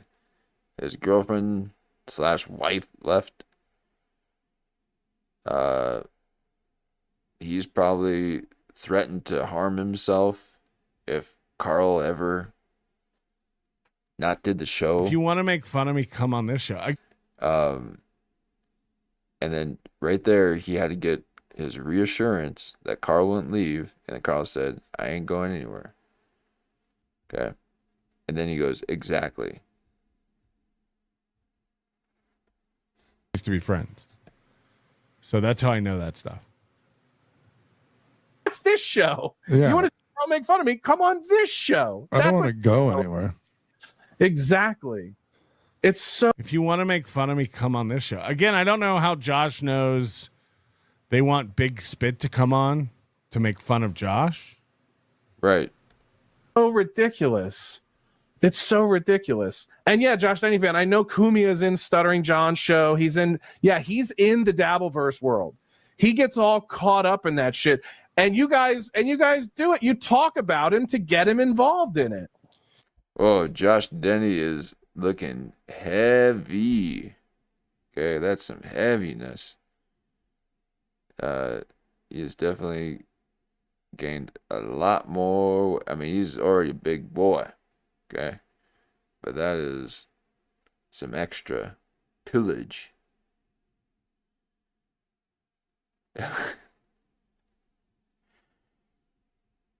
He's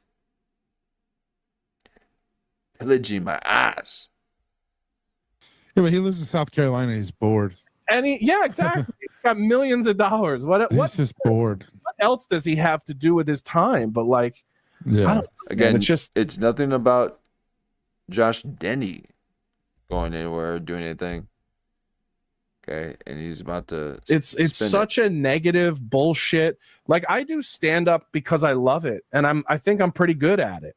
Yeah, I just think you come into my house, you get my wife's They're name both just talking over each other. I have no idea what they're saying. right. It's Christina. Okay. I just don't think about other failed comedians and where I think Okay. Again, like this is his. Okay, that's what you want to see.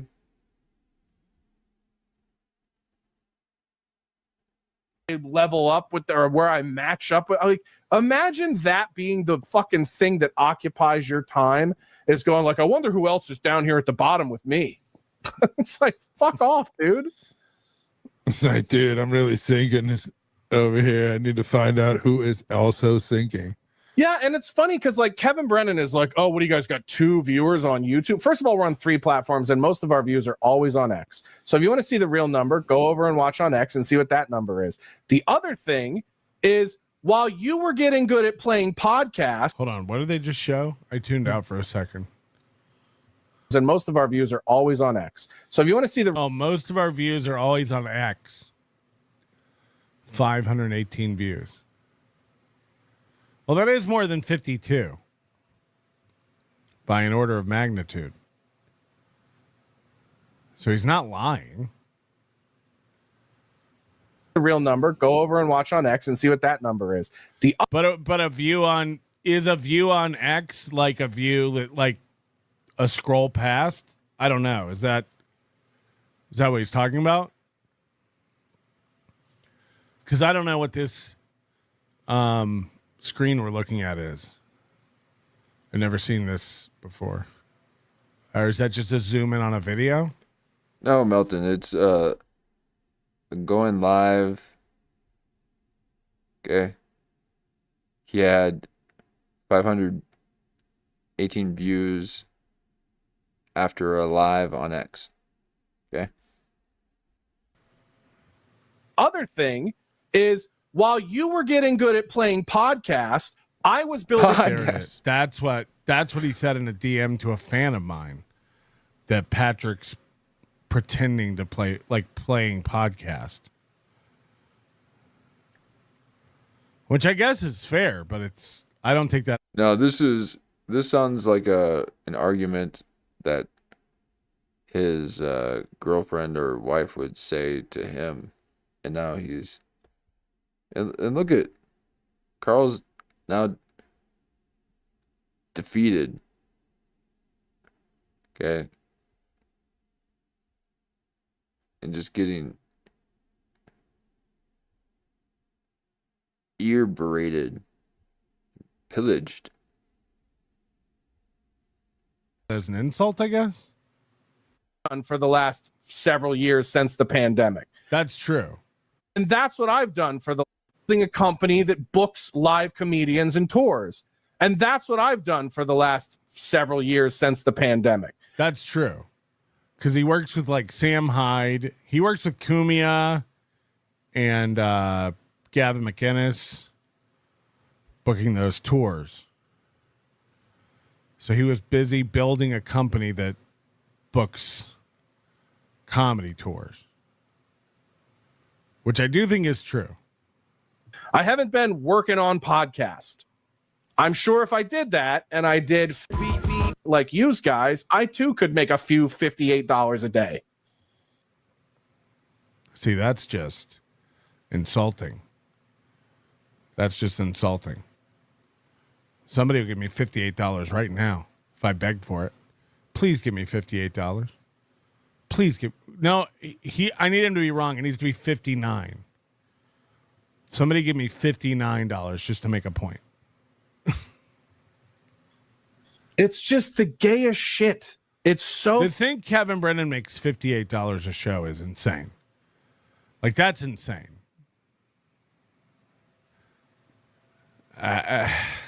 Fucking gay. It's just unbelievable. It's amazing. And you're and by the way, you guys are fucking 60. You're 60-year-old men sitting around going, hey, did you? Did you see that Ray DeVito only had 3 people in his stream? What? Oh, he's watching this. I didn't know that Josh Denny watches this stuff.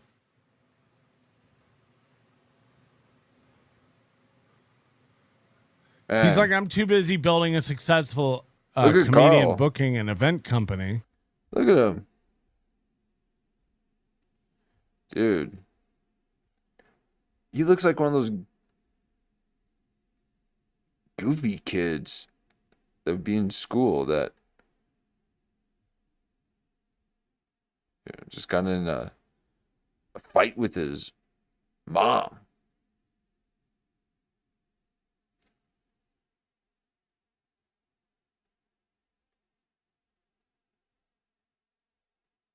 He's going to his happy place as Josh Denny, assaults his ears. To be worried about podcasting. And then he's like, he knows what Kevin Brennan talks about. Who any of these people are. I find out a new person every day. Nobody does. What a testament to be like, Kevin Brennan is the second most super chatted show. Nobody knows who he is. Nobody cares. Nobody cares about any of this. Even the richest, most famous comedian in the world, most people think about once a year when they. Yeah, why is he getting wound up about this? Yeah, exactly. Because he's jealous. That's what you got to ask yourself. Where's the seed of these emotions? And not only that, but he'll start saying that they invited him. They'll say, Josh Denny. I'll be right here. I'll be right here if you need me. Like, if you don't care about something, you don't get like out of breath and use the. Yeah, he's manipulating Carl to keep him right there. And look at it, he does it, but he resents it. But he doesn't resent it, he resents himself for doing it. Okay, that's self-resentment. That you won't do it.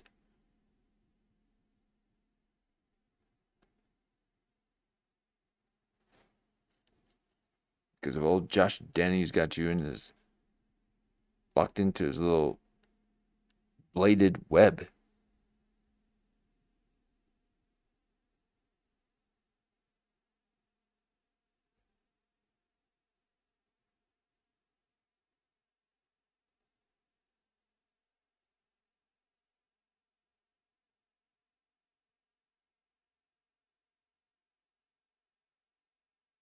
And he's like, good. He won't leave me now. That's his way of showing me that he won't leave. It's sick. This is sick. The F slur 9 times in 2 minutes. That's gay, and you guys are all faggots. It's just like, like you should, like if you honestly don't care about something, you don't get all. Like you're right, Doom. It is starting to ramp up. IP freely.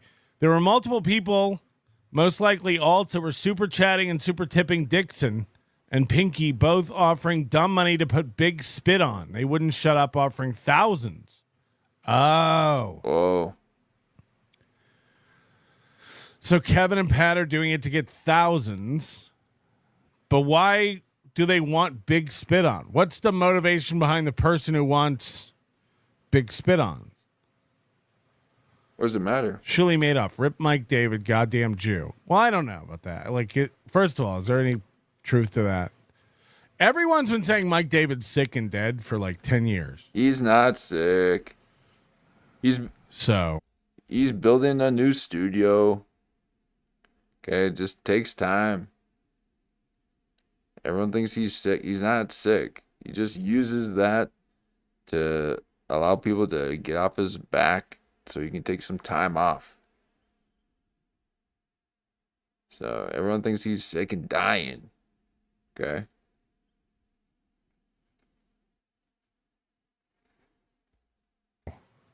I don't know if that's true. But also, again, like Mike Davis done a lot of shady shit to me. And I'm not talking about like the talk, like doing shows about me is fine. But he's done like stuff to interfere with my personal life. But I wouldn't wish, because the rumor is it's like an autoimmune thing. And that's like one of the worst. Like I wouldn't want myself or anybody I care about to have that kind of stuff. So I really don't. Like, that doesn't do anything for me if Mike David gets sick or is in pain or dies. What does that do for me? You know, it's not like that doesn't help me in any way. ISO horny. Is it ISO or ISO? ISO, I think, right? Melton is to Josh what Ray is to Chad. Scorned middle-aged comedians. Your old apartment. Hey, Josh, go pop your calcium. Calcium deposit out of his cock? But 12. And he moved into that. And again, 12. It does look like he's still in my old apartment. And he I moved out of that in 2012. It does look like you never heard of that. Is that a condition? So... But yeah, it does look like he's still in my old apartment. He lives in... I moved out of that in Melton's 2012. old apartment. And he moved into that. And again, at the time, I thought it was so weird because it's a second floor apartment. And they had like bigger apartments for less money in the same building. And he was like, "Nah, I want this one. I'm familiar with it." And I was like, "Huh?" So I don't know. Again, like I've tried to like, Josh and I have texted a few times over the past few years, and I don't like wish the guy anything bad. And on the shows and stuff, we were pretty mean. And like a friend doesn't do that, but it was after those DMs leaked and stuff, and he just started like lying to me like crazy. Like he started lying to me about like crazy shit. And it was just like, what am I? This is getting nuts. And yeah, I don't know. Like, and the girl he dated, honestly, a lot of it came from the chick he dated, Netta, who I guess he broke up with, but he dated her for like 10 years. She was being shitty to him. She was like leading him on and being really shitty with him and saying, "I would never date you. You're disgusting." Like she was being like shitty, and he's my friend. So I didn't like this chick. You know, like if you have a friend and a chick's treating him like that and like abusing him in that way, you're like, you're going to have his back. Doesn't like you. Make it weird to hang out. Hung out less and less. And it's not all his fault. It's not all my fault. I've talked about all this before. Times, and I think I'm not ready to fucking did it in its background, huh? Oh, he does. I don't think he has a pet, but I have no idea. There's so much Denny.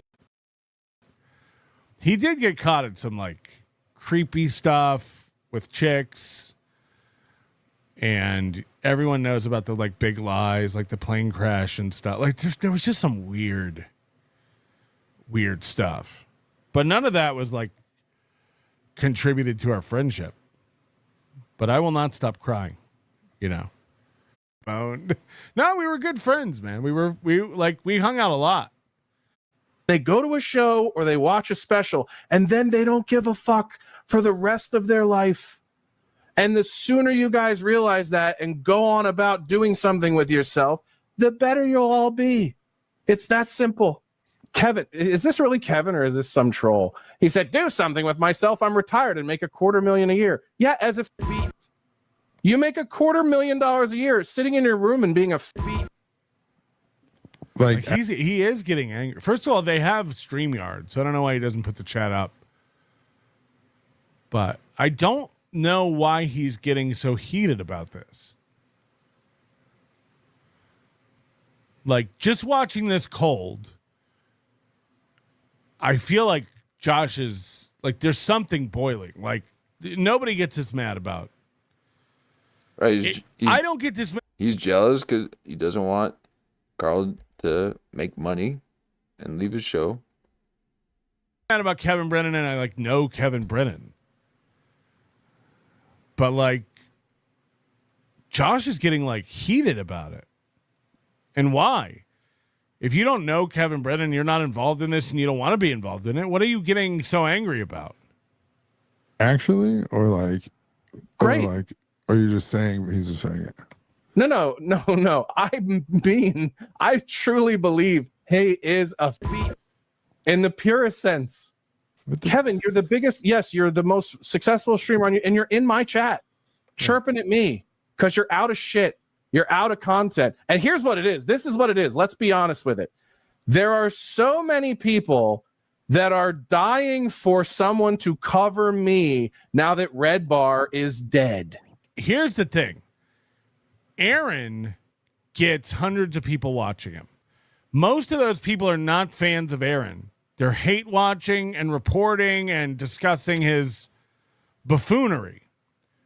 Josh gets 52 views on a podcast after 3 days. You know, this show came out 3 days ago and Doom clipped it today. So there's not this large community of people who are like Josh Denny haters. Like, that doesn't exist. This is insane to say out loud.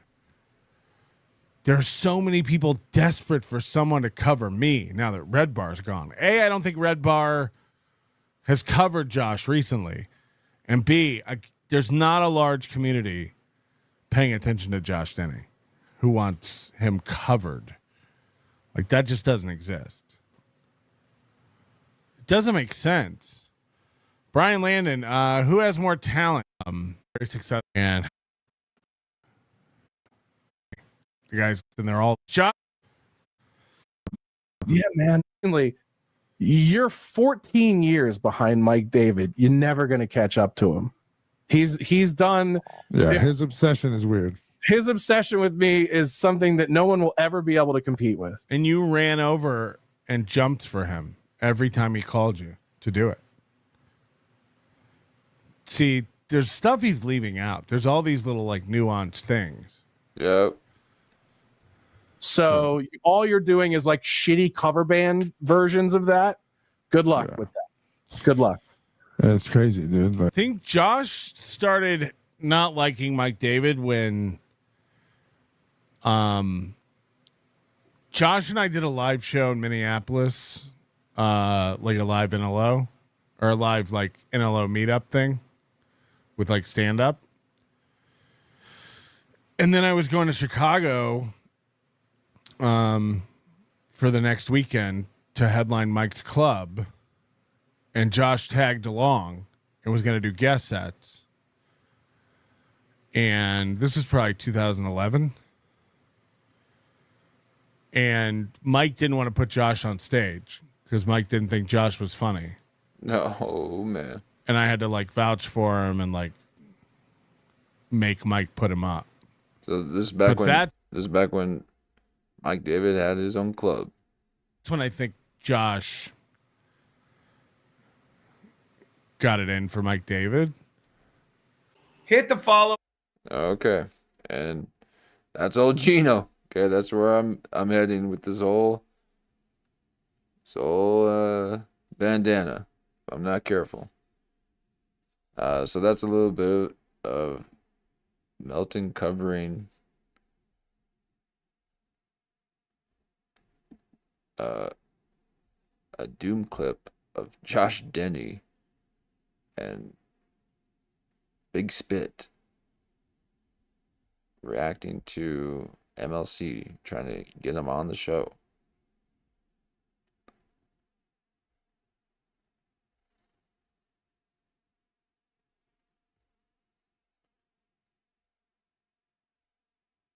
Let's take a look at old Matt McCustard while we're on the comedy thread here. Now this is what started the whole thing. We're about to play this, and I said, "Oh, Neal Brennen."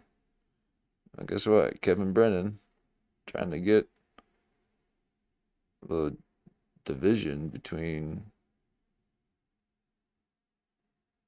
Josh, Danny, and Kyle. All right, let's take a look at this here. You guys didn't grow up with BET, like the differences in their lack of cultural understanding for each other versus someone your age. Mm-hmm. So he's in full, he's going full mariachi. This is mariachi McCustard. He has a couple different looks to him. He's got this mariachi look where he grows this Fu Manchu and starts to look Mexican all of a sudden. And then he's got the playful all-American look.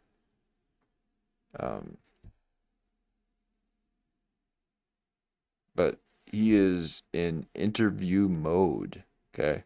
This is why you'll never see me in an interview, okay? Because you get into an interview mode. And it's like you forget that you don't have to answer questions if you don't want, okay? It's not against the law, but everyone thinks that they are, conducting a real interview or something.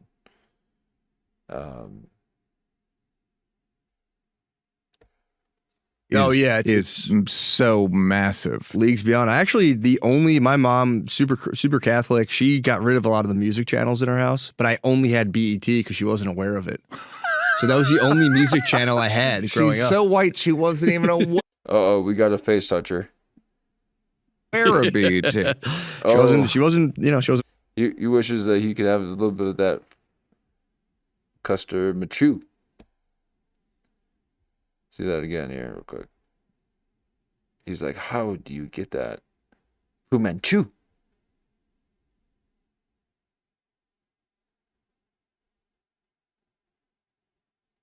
The Fu Manchu. Versus someone your age. Mm-hmm. It's so massive. Leagues beyond. My mom, super Catholic, she got rid of a lot of the music channels in her house, but I only had BET because she wasn't aware of it. So that was the only music channel I had growing up. She's so white she wasn't even aware like, oh, of man, it. I wish I had that. She wasn't aware of black entertainment. And then so that was the only music channel I had growing up. Did you grow up around a lot of black people? No. Okay, so did you date a lot before your wife? Yeah, I kind of ran the spectrum, honestly. Like once I went to college, I was in Philadelphia. Yeah. Where I was, it was a Catholic school, so it was mostly like Polish people, Irish people, Italians. And so that was that was what I had to work with early on. I went to Catholic school also, Archbishop Carroll. Oh, nice. Or as they call it, Carol. The Italian names in Philly, the amount of apostrophes and it was always, I've still never seen that level of nonsense. Yeah, that's like the epicenter of it's New Jersey and South Philly are like the epicenter of just Italianness in itself. So yeah, they really pig out on like the D. Anastasio, all that stuff, and couldn't spell it. Yeah, at least one apostrophe. Yeah, if not more.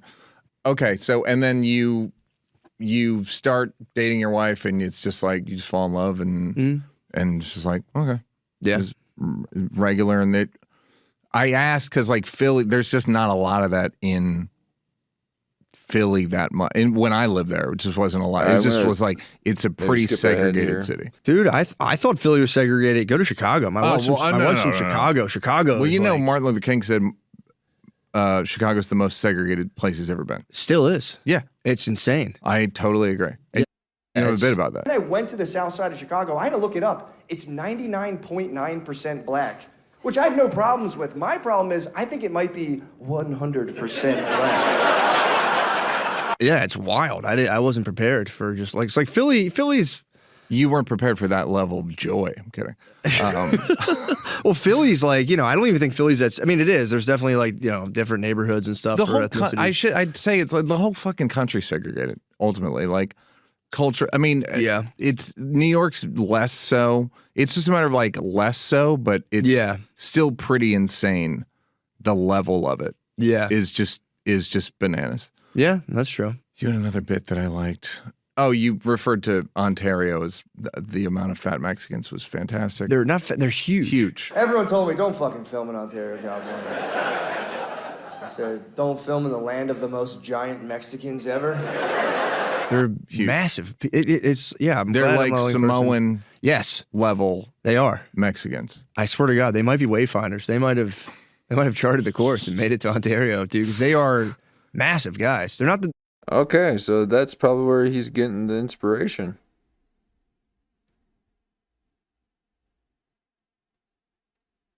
They're not the tallest bunch, but out in Ontario, California, not so far, no. Yeah, but in California, I don't know if they're standing on each. There might be some trench coat guys standing on each other's shoulders out there. They're big boys, man. Yes, they are.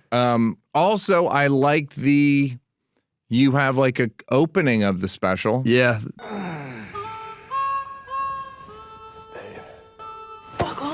That I actually liked. Thank you. That was because most of them stink. Most of them are like, "Why are you doing this to me?" Yeah, and it was like, "Oh, this is just your basic POV," but like the lead up to the special is just a Dave insanity. I'll say that. Yeah, that was my goal. I do like because I did a YouTube special and I had it like just an unnecessary Wow, imagine having the energy to do that. It's like,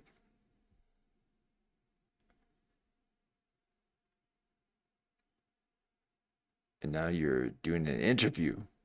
Intro on that as well. That was kind of just ridiculous. So I wanted to follow that up, and it was, dude, that was so fun. Filming that was so fun. There was a little back and forth with like how long it should be, but I kind of stood my ground. And then you did it at the end. You jumped off stage. Oh yeah, there's that too.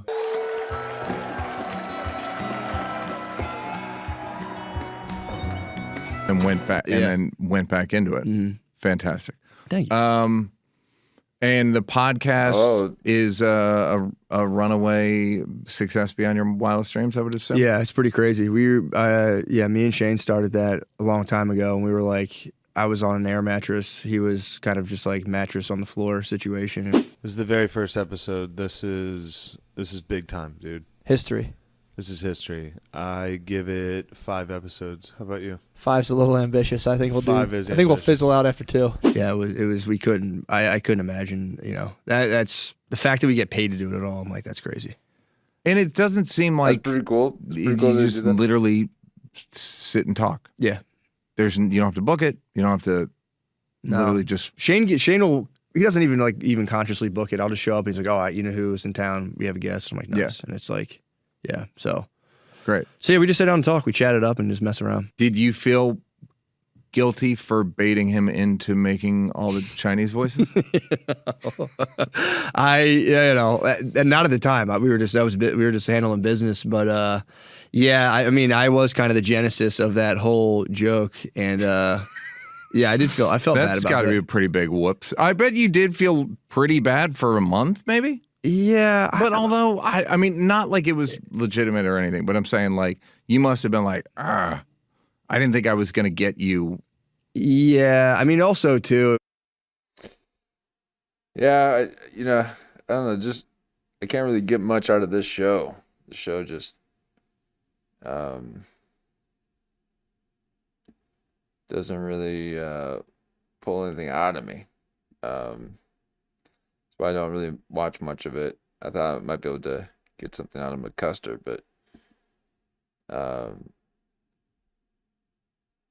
you just looking Mexican McCustard.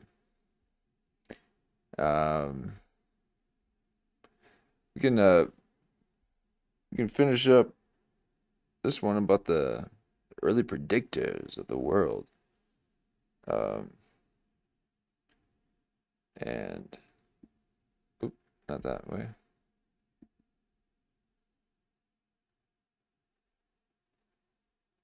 Because yeah, we had these two that we still needed to finish. Yeah, let's do that here. That aren't familiar with that word, that means holy war. Yes, and that's what we have. It's a group of people, whether they're... All right, let's take it back a little bit. In Oklahoma... Why I find this... But... and... Tim McVeigh in real life, that, of course, was totally coincidental. Where he talked about the coincidences, quote unquote, with his book. And I'll go ahead and play it. Be the brother of Frank Keating, who almost unbelievably was governor of Oklahoma. Okay, so he's talking about the World Trade Center? No, the Oklahoma City bombing. When the Oklahoma City bombing happened. And right after the bombing happened, there were some articles talking about how just incredibly strange it was that the brother of the Oklahoma governor wrote this book years before the Oklahoma City bombing with a bunch of similarities to what ended up happening. And Martin Keating himself gave some interviews where he talked about the coincidences, quote unquote. Yes, are you talking about Matt's curtains matching the drapes? What with his book? And I'll go ahead and play a clip from one of those interviews here real quick. Tell us a little bit about the premise of this book. This book? Well, this book is... Tell us a little bit about the premise of this book. Reviews here real quick. Tell us a little bit about the premise of this book. Wow. Well, this book is what the FBI truly fears. This is the book that was finished in 1991 that predicted a number of things that have happened since then. Whoa. It's the coming to America of foreign terrorists establishing a base in America. You know, there are some really quirky coincidences, particularly with the Oklahoma City bombing. For example, the name of the character.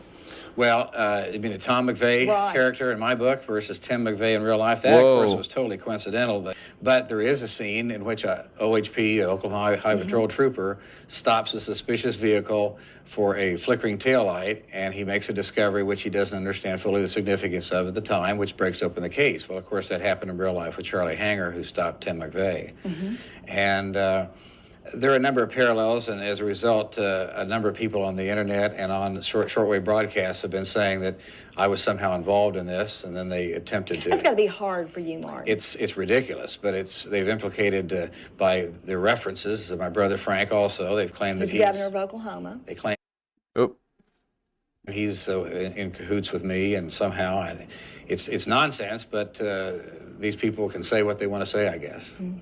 And he actually gave another interview that's even more curious than this one, because he was also interviewed on a local news broadcast on the exact day of the Oklahoma City bombing, just right after it happened.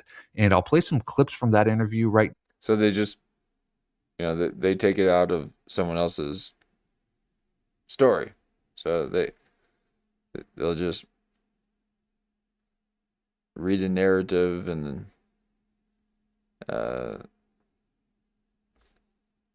just kind of adopt it now, and then I'll talk about why I find this interview so suspicious. Could be like that. Today's bombing in Oklahoma City was predicted by an Oklahoma author. Martin Keating, brother of the governor, is finishing up a book about terrorism in the heartland. This afternoon, he spoke with OETA's Karen Wicker in our Tulsa studio. Mr. Keating, thanks for joining us. You have just recently written a novel about a terrorist attack here in Oklahoma. Yes. The terrorists are based in Oklahoma, and it's sad that it came true today. Well, from the information we know now, would you say this does have the fingerprints of a terrorist attack? It is a terrorist attack. It's a strike at America's soul, and it's appropriate that they struck at Oklahoma City because that's the heart of America psychologically and geographically. Wait, that day? They got him... You say today was a tragic day? Today. Well, from the information... Terrorists are based in Oklahoma, and it's sad that it came true today. So it came true today. So they've gotten him interviewing about this the day of the bombing? Because that would be a setup. But well, from the information we know now, would you say this does have the fingerprints of a terrorist attack? It is a terrorist attack. It's a strike at America's soul, and it's appropriate that they struck at Oklahoma City because that's the heart of America psychologically and geographically. The book you wrote is called The Final Jihad. For folks out there at home that aren't familiar with that word, that means holy war. Right? Yes, and that's what we have. It's a group of people, whether they're associated with any Middle Eastern crowd or not, it's a group of people who want to do damage to America. And they've done a lot because there'll be a lot of people going to work tomorrow who will not be comfortable. You have some interesting parallels here in your book with what happened today. Your book starts out at the Dallas-Fort Worth Airport, yes, which is now, we know, the place where the rental car was taken from. Yes, and I also predicted the World Trade Center bombing because that would be a gorgeous thing to bring down. If from their perspective, I use that term gorgeous advisedly. So I find this whole interview just incredibly suspicious because, as mentioned on the broadcast, this interview took place on the exact day of the Oklahoma City bombing, just a few hours after it happened. And what's suspicious is that Martin Keating's book hadn't even been released when he gave this interview. He'd written the book, he finished it in 1991, but it hadn't been published. It wasn't published until 1996. So the question is, well, if the book wasn't even published, how did the news network even know to bring Martin Keating onto the broadcast and interview him about his book that, again, wasn't even published? It was just basically sitting on his computer at the time. And this interview also happened just a few hours after the bombing. So this interview would have had to have been set up just almost immediately after the bombing to get him on there in such a short amount of time. So for this interview to happen about this book that wasn't even published or available to the public is very odd. And he also mentions in this interview how it wasn't just the Oklahoma City bombing that he predicted in his book. He wrote of the World Trade Center being bombed, and this did happen in 1993. He also wrote of a TWA flight being blown up by terrorists with a shoulder-launched missile. And in 1996, a TWA flight crashed off the coast of New York, killed everybody on board, and there is a whole bunch of evidence that this plane was actually blown up by a missile. And he also wrote about an Amtrak train being derailed by terrorists. And in 1995 in Arizona, an Amtrak train was sabotaged and crashed, and it was attributed to a terrorist attack. And in his interview, he talks about some of these other similarities in his book as well.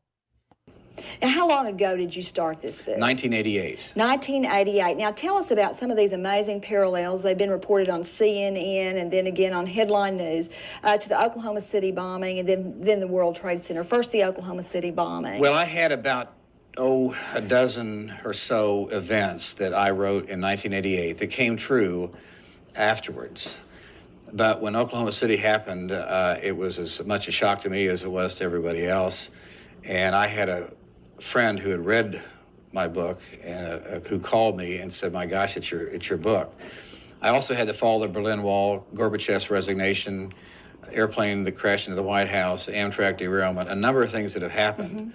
And that's a little bit spooky, but on the other hand, it's what I have gleaned from these intelligence sources that there are likely things such as that, and there are a lot more in the book, that the intelligence people I've contacted feel are going to happen to this country. We mentioned also connections to or parallels to the attack on the World Trade Center. What were those parallels? Well, it's exact parallel. I had named the World Trade Center as a probable source of a terrorist attack, or the probable locus of a terrorist attack. Now, when he was asked about this, Martin Keating claimed that he knew terrorism experts in Washington, D.C., and he had some very high-up intelligence sources in the FBI. And he interviewed these people for his book, and through these interviews, he learned what type of terrorist attacks the FBI was concerned about happening in America. So he claims he used what he learned from his FBI sources in his book, and these FBI predictions about what might happen in the U.S. were pretty much spot on. And that's why his book predicted so many things accurately. You did a lot of research for your book. Yes. From what you found out during your research, is any of this ringing true with what we're seeing today? Yes, my research started about 6 years ago, and the FBI was very concerned when I met with them in Washington about something like this. When you have terrorism taking place within our shores, not necessarily along the coastlines, say at New York or other cities like that, they were concerned that there could be terrorists among us. So you can believe that if you want. It is definitely true that the Keating family was extremely connected. Their uncle, who Martin Keating dedicated his book to, was at one point the worldwide head of the U.S. Navy's intelligence collection operations and counterintelligence activity. And Martin Keating's brother, Frank Keating, has quite the background. Before he became governor of Oklahoma, he was an FBI agent, and he had a number of very high positions in the Reagan administration, including Associate Attorney General in the Department of Justice, where he oversaw a bunch of federal agencies like the Secret Service and the ATF and the Federal Bureau of Prisons. So he was very connected and was definitely just way more than some random politician who became governor of Oklahoma. So the whole thing is just very, very strange, especially the final jihad. The mystery of Tim McVeigh, and the similarities in the cars being pulled over by an Oklahoma State trooper after a federal building is bombed. And the fact that this book was written by the brother of the Oklahoma governor is really the strangest fact of it at all. And next up is 1996's The Eyes of Darkness by Dean Koontz, and this one became a big deal during COVID-19 when it was discovered that this book talks about a virus named Wuhan 400 that was created in a lab in Wuhan, China, and it would be released in public to cause a global pandemic. What? And that basically mirrors the official story of COVID-19. The official story of COVID-19 tells us that the virus originated from a lab leak in Wuhan, China. Who knows if that is even indeed the truth, but that's the official story at least. So for this book to mention a virus that originated in Wuhan and is intended to cause a global pandemic, and to mention this decades before COVID-19 happened, it's very curious. And you may already be familiar with this. It was mentioned a lot on social media and the internet when it was first discovered during COVID. But there's another super strange detail with this book and the Wuhan virus that I don't really see mentioned much at all, and it is incredibly suspicious. And I'll give a shout out here to one of my favorite YouTube channels, Mitch from Interesting Books Reviewed. Definitely recommend his channel 1,000,000%. And he actually just did a book review of this book, and he mentioned a very odd fact with this book that I hadn't really seen mentioned anywhere else. So he actually has an original copy of the book, The Eyes of Darkness. The book originally came out in 1981, and Dean Koontz used the pen name Lee Nichols. And Rogue and I.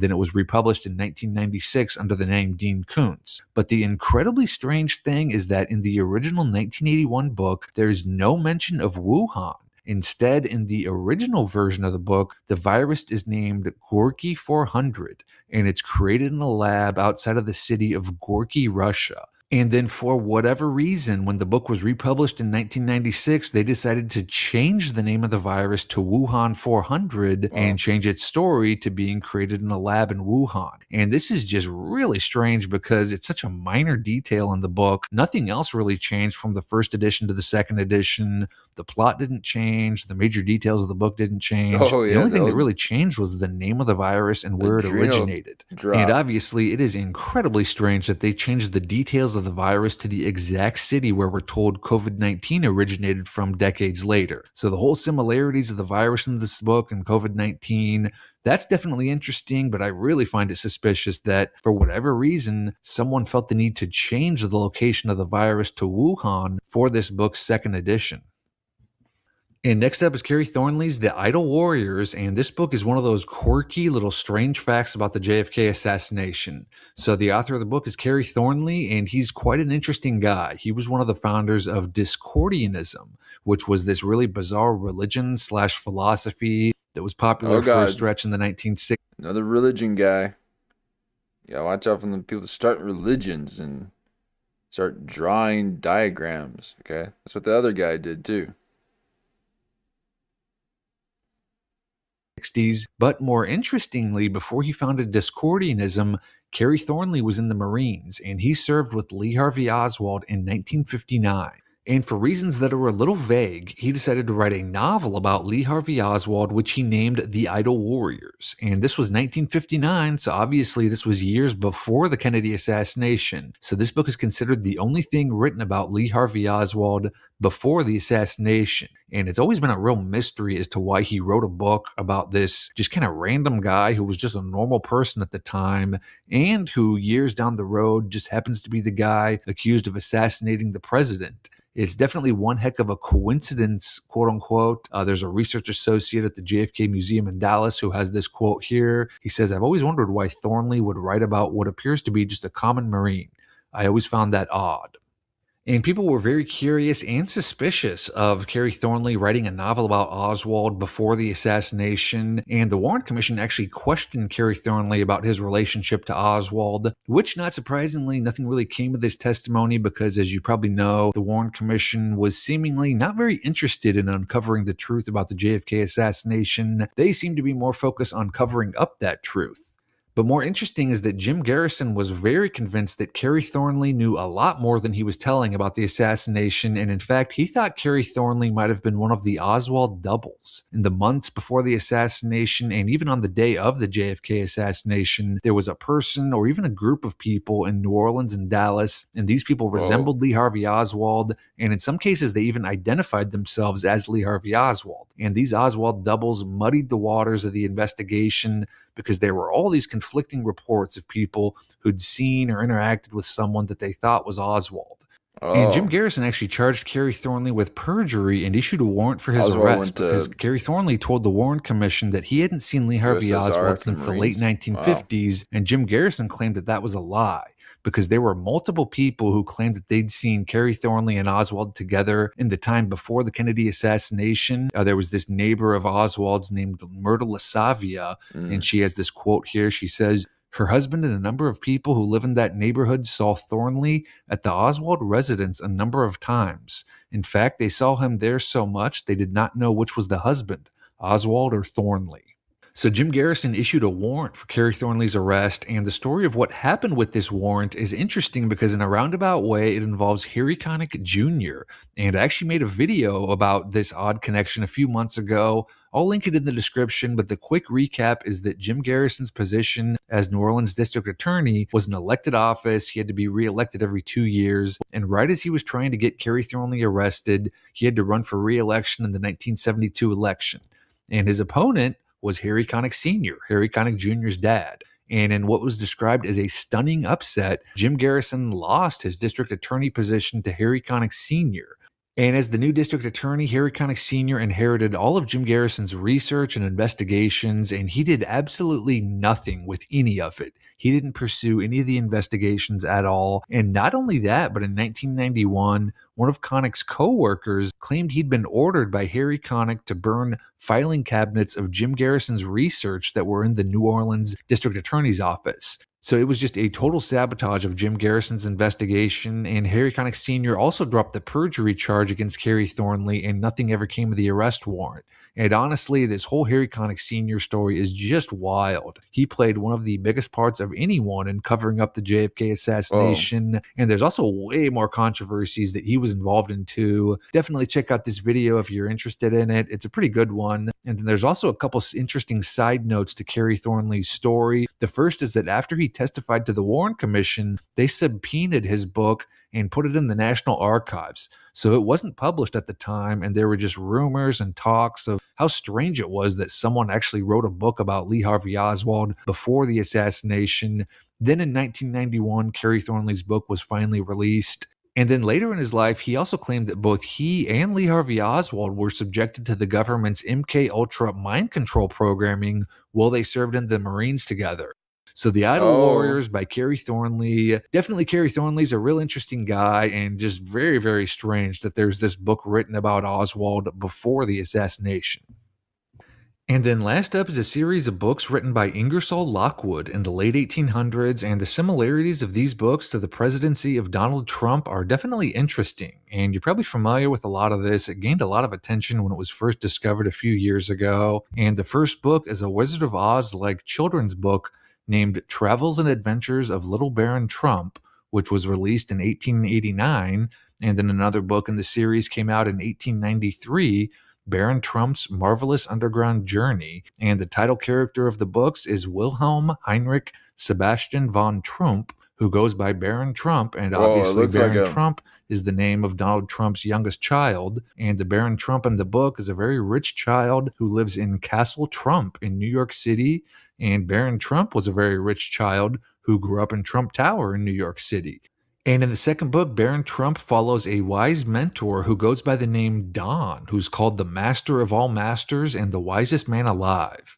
So those are the two Baron Trump books, but the really interesting book by Ingersoll Lockwood is 1900 or The Last President, which was published in 1896. And it's about an outsider politician from New York who's elected president in a total upset, and this sends Manhattan into just chaos with mobs in the streets and people rioting. And this is pretty much identical to Trump's election in 2016. He was an outsider candidate from New York. It was considered an upset when he won the election. Look at when protests used to be peaceful. Like this was pre Kool-Aid hair. This is what started it all.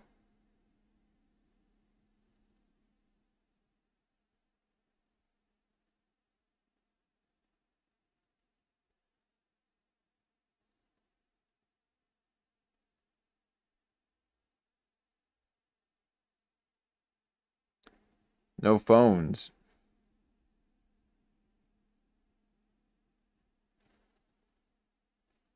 Does that lady have a phone, or is that the...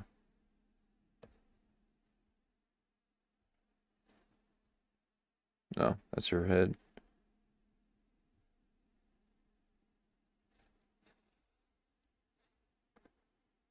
So much more peaceful back then. And there were a whole bunch of protests in the street after his election. And in the book, the quote-unquote hotel on Fifth Avenue in New York will be the location where the mob starts, and Trump Tower is a hotel on Fifth Avenue where a lot of these protests were held. And the novel also mentions a Pence, who's in the administration of the president, which is obviously the name of Trump's vice president. So another very strange coincidence. So there's some real interesting parallels here. I was very curious if Trump has ever been asked about this and what his thoughts are. I know if I found some just random novels that were written hundreds of years ago that had a bunch of parallels to my life, I'd probably be a little freaked out. But as far as I could tell, Trump has never been asked about this, or he's never commented about the Ingersoll Lockwood books. And there's plenty of theories out there about these books and Ingersoll Lockwood and whether this is all just a big coincidence or whether there's something more going on here. One of the more interesting theories has to do with time travel, saying that these books were written by someone who could see into the future or even visit the future. And then they wrote these books based on what they saw when Trump took office, which is definitely a concept that's pretty far out there and tough to wrap your mind around. But it is interesting to look at Donald Trump's uncle, John Trump, who was an MIT professor, and he was apparently just a genius electrical engineer. He was involved in like really advanced projects like particle accelerators and things like that.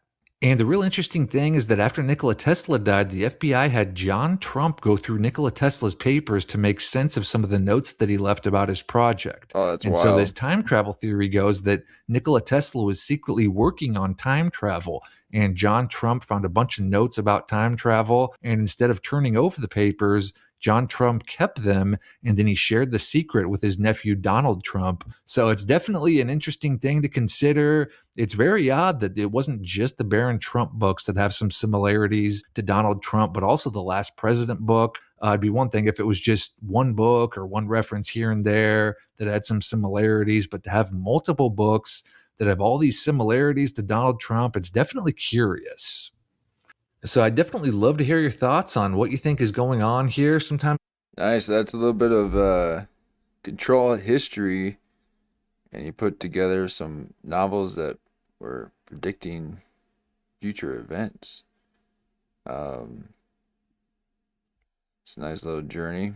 And while we're in that thread, we can finish watching this one with the MK Ultra Assassins. And we might wrap it up with this one. Now, we had watched a little bit of this before, so we're just gonna childhood. She'd been abused. We're gonna do just a quick recap. Just kind of know where we're at here. He's talking about an old supermodel who was the first MK Ultra patient. Packages contained.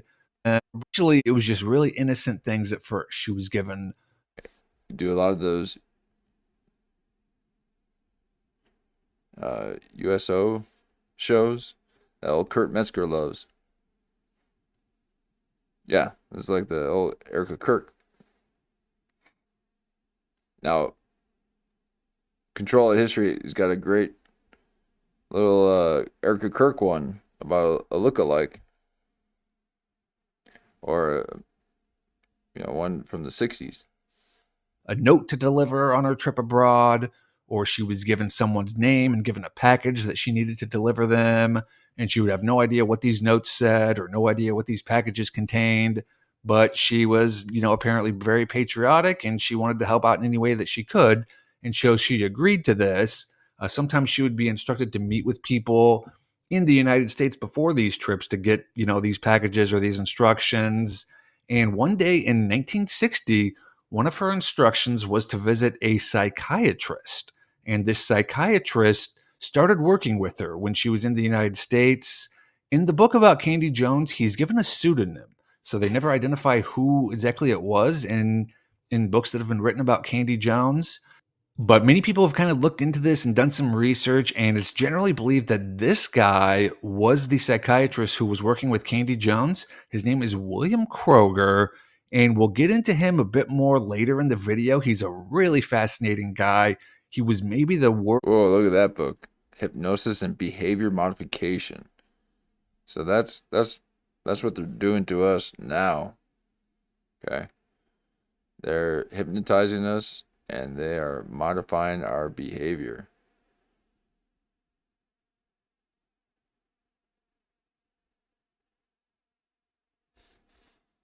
World's foremost expert on hypnosis throughout the mid 20th century. He wrote all these books on hypnosis and the effects it could have on people and how to hypnotize people.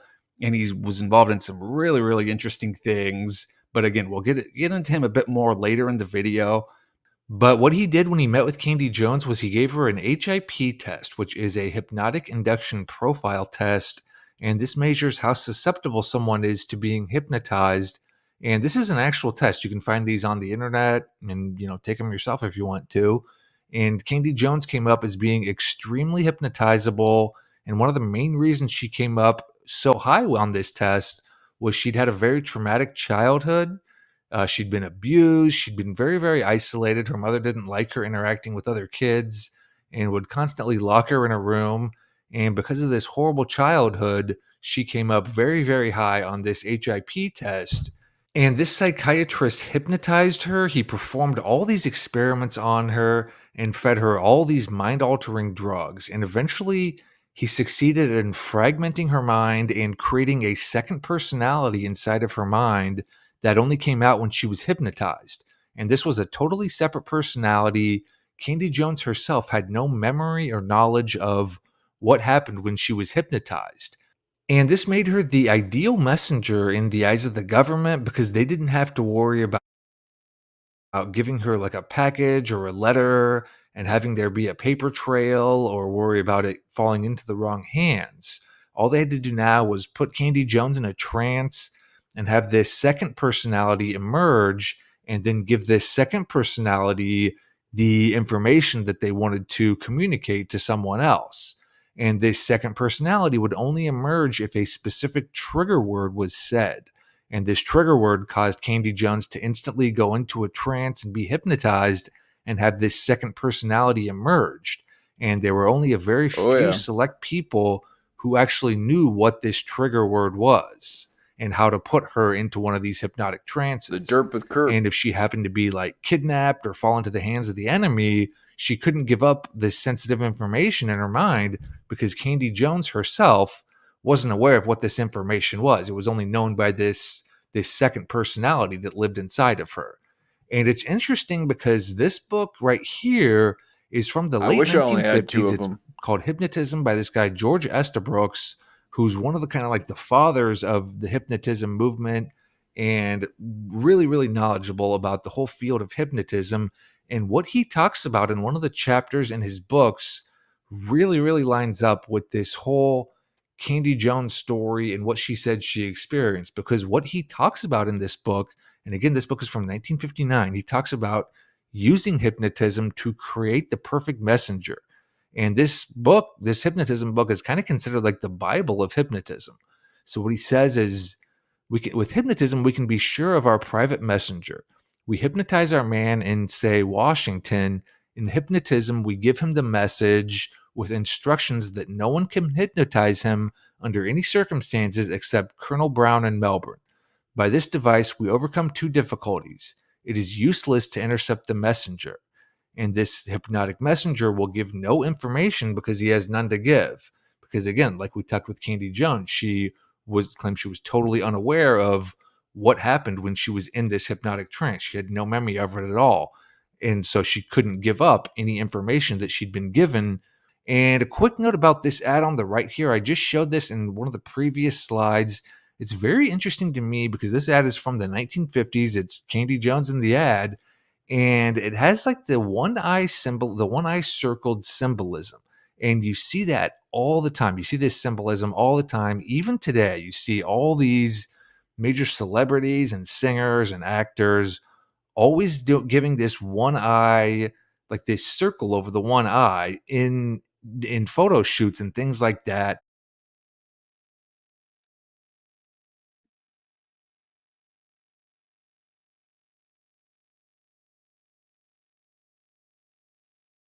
Oh God, 33 views.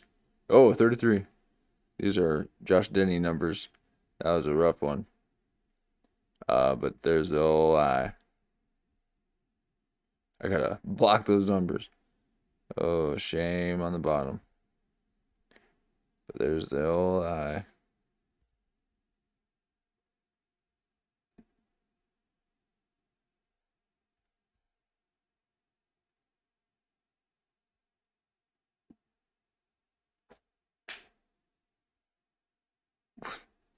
What is he doing? 666.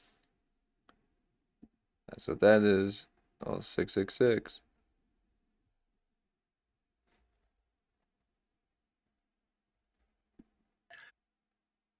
It's a real mystery about what exactly like this means or what this is indicating. It's definitely not a coincidence that, there's just so many people who always give this same, hand signal of the circle over one of their eyes. A lot of people think it does actually have to do with like alternate mind controlled personalities. But it's a real mystery about what exactly this means. And I just thought it was kind of interesting how this ad featuring Candy Jones in the 1950s does have this circle over the eye, one eye symbolism like we see so much of today. But anyway, this book, The Control of Candy Jones, goes into all this detail about what Candy Jones did. She went to a CIA training facility named Camp Prairie. It's also known as the Farm. And this is where a lot of CIA operatives go to be trained.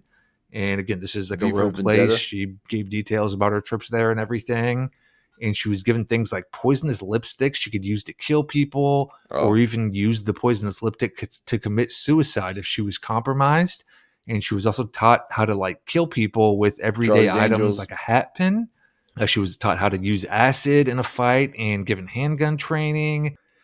And so she was sent on missions all throughout the world. Usually these missions coincided with trips she was making to army bases around the world to entertain troops during wars, because that was the perfect cover story, just saying that she was going abroad to, dance and sing and whatnot in front of the troops. It was a great cover story.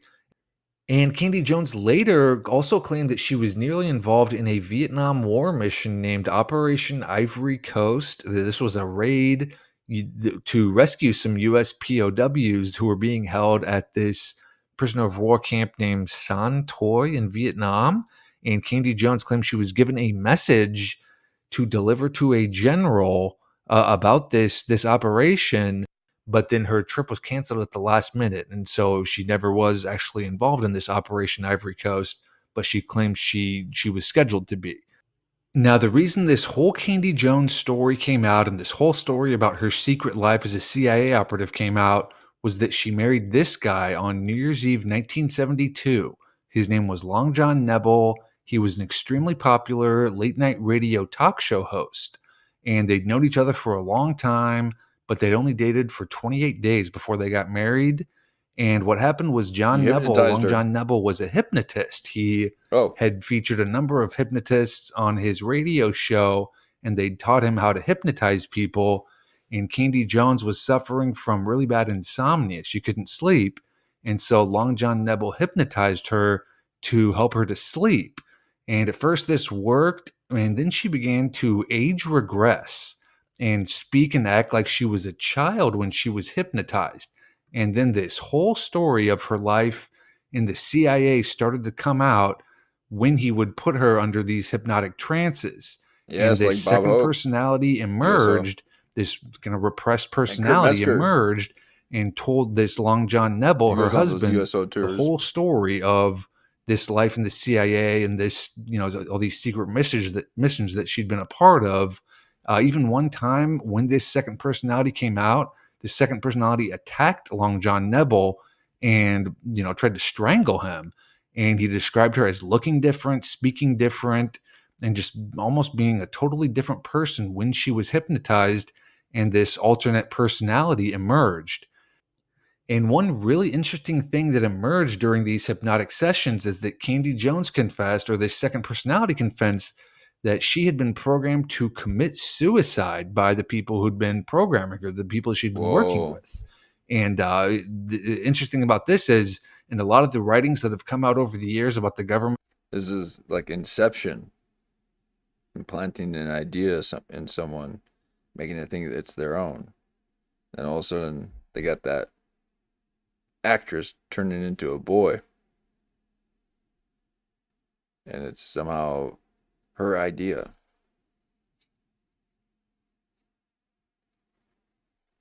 Its involvement in hypnosis and creating these, secret spies is that there's this program called the Omega program, which is essentially what exactly what Candy Jones was talking about. It's a self-destruct program where people are programmed to commit suicide on a certain day or at a certain time down the road as a way to kind of just eliminate all evidence of their involvement in a project and tie up all the loose ends.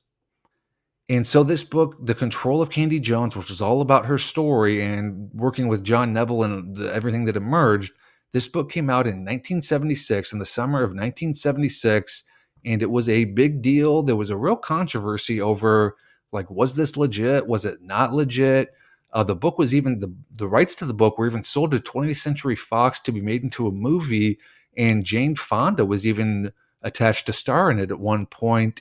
And there were even rumors that the CIA had pressured 20th Century Fox into shelving the project because they didn't want the story emerging and reaching a wide audience.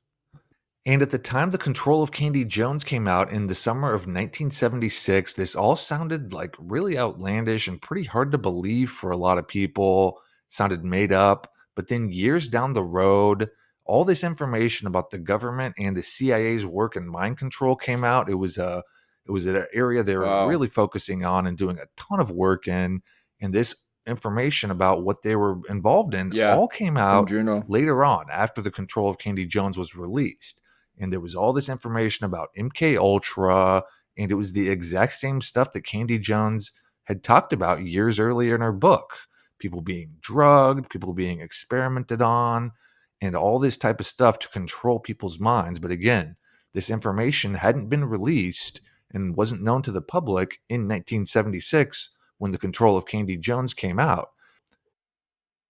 And there was all this information about Project Artichoke that came out. This was the precursor to MK Ultra, and Project Artichoke dealt with all these mind control experiments that were going on throughout the 1940s and early 1950s, which is the exact time frame that Candy Jones said all this stuff was going on with her. And even in a declassified memo, they talk about, go into detail about what their goals were with the project. This memo that was declassified states, can we get control of an individual to the point where he will do our bidding against his will and even against fundamental laws of nature, such as self-preservation? So that was their goal with these projects and experiments they were doing, was just total control of someone's mind. And then in the years and decades since The Control of Candy Jones came out, there's all this ton of Basically, info like TikTok. that really substantiates what she talks about in her book. This book here it came out in 1978. Again, that was years after The Control of Candy Jones was released. This has just a ton of info about the government's mind control programs by Walter Boert. It's called Operation Mind Control. And then these are two books that were released decades later. Thanks for the Memories by Bryce Taylor and The Transformation of America by Kathy O'Brien. And so much of what's covered in these Kathy books O'Brien. really lines up with what Candy Jones talked about. These two books are like the story of Candy Jones dialed up to 11. Both Bryce Taylor and Kathy O'Brien were subjected to a government program that was nearly identical to the one that Candy Jones went through. Drugs, hypnotism, creating multiple personalities. Then they were both used as couriers to deliver messages. These two books are outstanding. They name tons of names, basically every president in the mid to late 20th century, Bob Hope, a ton of celebrities and entertainers. And again, they really get into the whole idea of how they were programmed to deliver messages. And they also go into a lot of detail about how they were programmed to be used for sex. And Candy Jones doesn't really get into that in her book. She really alludes to it a lot, but doesn't get into the whole sex aspect of it. But these two books really get into pretty graphic detail, actually, about just the whole sex aspect of hypnotizing someone and using them for sex. And then this excerpt from the Bryce Taylor book here talks about basically exactly what Candy Jones talked about in her book decades earlier. This Bryce Taylor says, I had many personalities specially programmed to be the perfect sex slave, a presidential model with government mind files and a photographic memory equipped to deliver, most often through sexual encounters, messages, some cryptic, to top government officials, entertainers, and other world figures. And what's very interesting about this Bryce Taylor book is this guy Walter Boert, who wrote this Operation Mind Control Phoenix likes to be book in hypnotized. 1978 that really goes into detail about what the government was actually involved in. He talks in his book about someone named Lois, and it's a pseudonym. He doesn't, give the person's real name. But then when this Bryce Taylor book came out, Bryce Taylor was a pseudonym. Her real name is Susan Ford. And this Walter Boert came out after the Bryce Taylor book was released and said that the Lois that he talked about in his Operation Mind Control book was actually Susan Ford. So that's who he was talking about decades earlier. So it's really interesting to me how all this information and all these books have come out over the years that really substantiates and lines up with everything that Candy Jones was talking about in her book. Because again, MK Ultra was not known at all by the general public when The Control of Candy Jones was released. No one had ever heard of it. There was no information that had been released about it at all. No one knew anything about the government's involvement in hypnotism and mind control. That just wasn't known at all. And it wasn't until the late 1970s that this information started to get she released. auto-deleted too. And then we'll end up here by talking a bit more about William Kroger. Again, this is the doctor who was allegedly working with Candy Jones and creating this second personality inside of her. And again, he was one of the foremost experts in the world on hypnotism throughout the mid-20th century. He was involved in some really interesting stuff. And he started to gain notoriety around the mid-1950s because there were all these reports of how he was using hypnosis for surgery instead of anesthesia. So he was basically hypnotizing people to not feel pain before they went in for surgery. And then they would have surgeries performed on them under hypnosis. And since they had been programmed through hypnosis to not feel pain, they would just sit there and let the surgery happen. They wouldn't react or anything like that. There were all these reports of how he was having all this success using hypnotism for surgery. And there were even, instances of this surgery, these people being hypnotized and having surgery.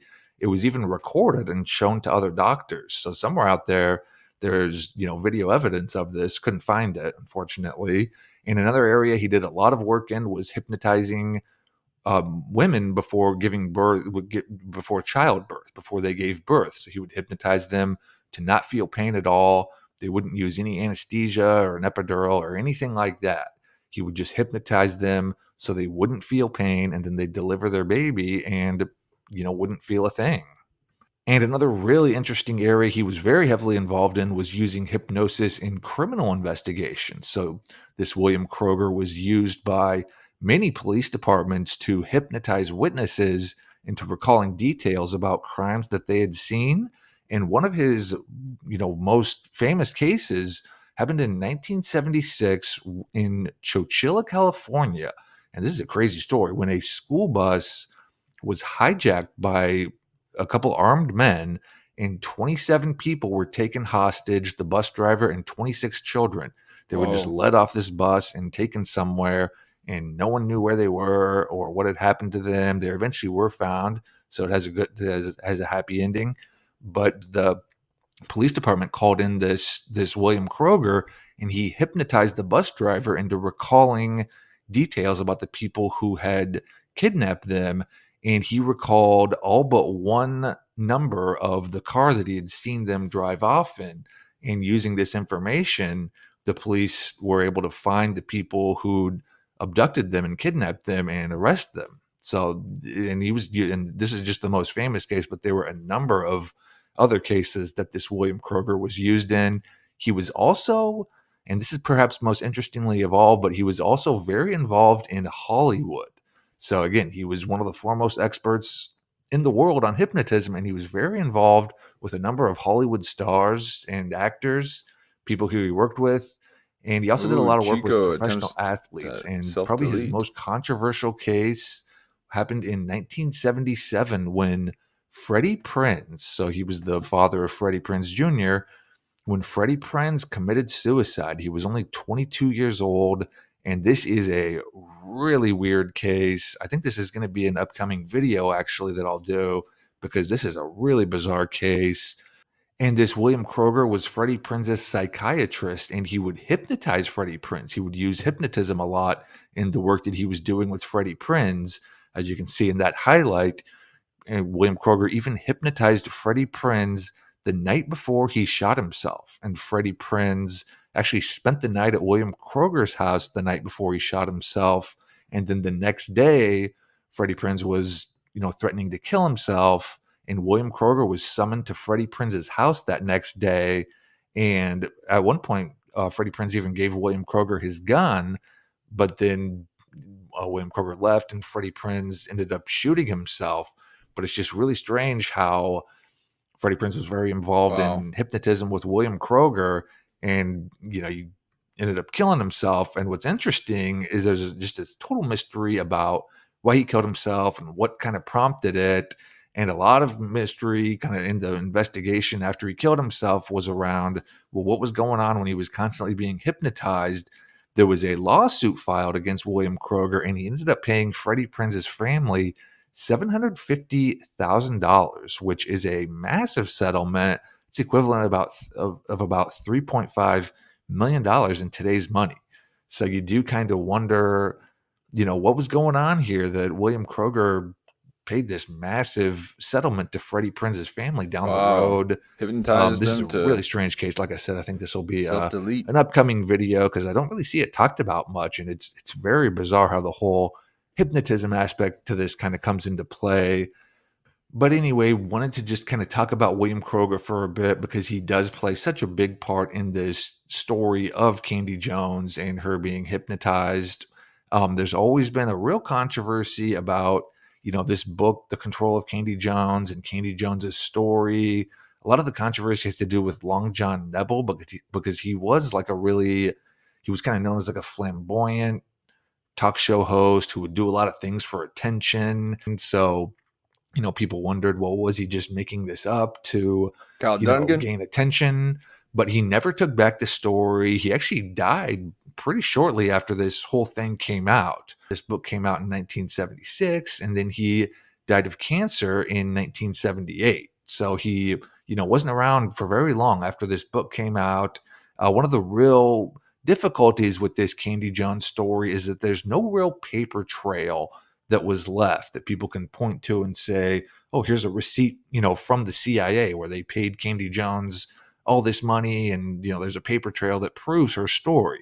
because she was always paid in cash, or, they covered her son's private school tuition. They were just kind of like under the table things like that. So there's no like paper trail that really, substantiates or, confirms what she was talking about. There were a number of letters in the Control of Candy Jones. They published a number of letters from people close to Candy Jones where they talk about how she would just disappear for days at a time, and no one would really know where she was or what she was doing. And she told her friends that, I will just kind of disappear for days at a time. Don't be alarmed or anything like that. So there is that kind of. Oh yeah, Freddie Prinze married Buffy. Yep. Freddie Prinze Jr. Yep. Yeah, this is wild. Kind of substantiates it. And again, here at Clip Virgin, we take a look at comedians and podcasters, and also a little bit of conspiracies. So, if you're watching this now or back on playback, you can hit that like button and subscribe. We go live most nights and dive in deep. And then we also do a little micro behavioral movements where we study how these comedians think. But thank you so much for the people who have subscribed. I forgot to say that at the beginning. Thank you so much for the subscribers. Oh my goodness. Yesterday, that was overwhelming. I mean, I definitely know I get a Kurt Metzger bump, okay? But to get all those subscribers in just one day. So thank you so much. And I'll be improving upon the show as I go. Old Jan here has seen the evolution, and that's Janvier. Okay, only I can use the word Jan. But I appreciate the like and the follow, and we'll be putting out more content, and I'll eventually like to open up to maybe having a guest night. I try to get the Discord going to maybe do where we have like a group chat or something, and then to be able to incorporate that into the show on some nights. I think that'd be fun. But here we are with Control History, talking about these MK Ultra assassins, and then we'll wrap it up with this. But as far as like receipts and things like that that confirm what she's talking about, there's nothing like that. So that's kind of one of the controversy, or one of the difficulties with proving her story. But anyway, she did die in 1990, and she to the day she died, she always claimed the story was legit. But I do find this Candy Jones story just absolutely really fascinating. Just the Control of Candy Jones. The book itself is a really great read and very interesting to kind of learn about what she talks about. I'll include a link to the Control of Candy Jones and a number of these other articles. I've been posting bibliography videos in the members section with links to just kind of like all the sources that I use for a lot of these videos. So I'll make a video about this whole Candy Jones story and include a link to the Control of Candy Jones and a number of these other books and articles that I used. Okay. But anyway, that's the story of Candy Jones, and I hope you enjoyed the video, and we'll see you soon with another. Well, that was a good one. Old Control History. Make sure I gave it a like here. Double check that. Ooh. One. Hold on. Oh. See, make it difficult for you to even like it. Okay.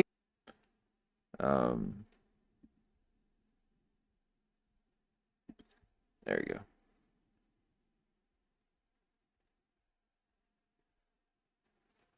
Oh, there you got it. Or there you have it. Oh, MK Ultra assassins, and then being hypnotized to not just carry out these orders and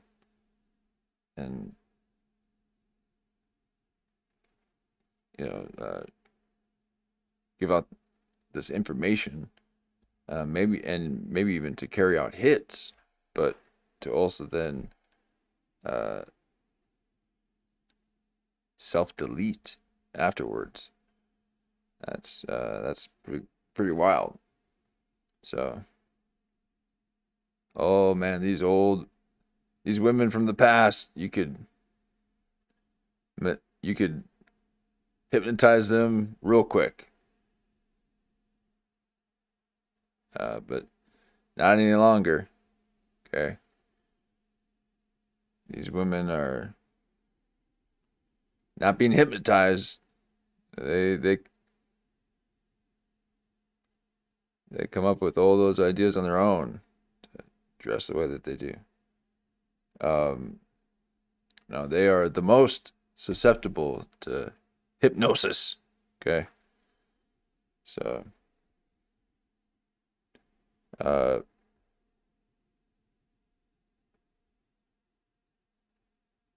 they have to self-hypnotize in order to be with some of the crazy men that are out there.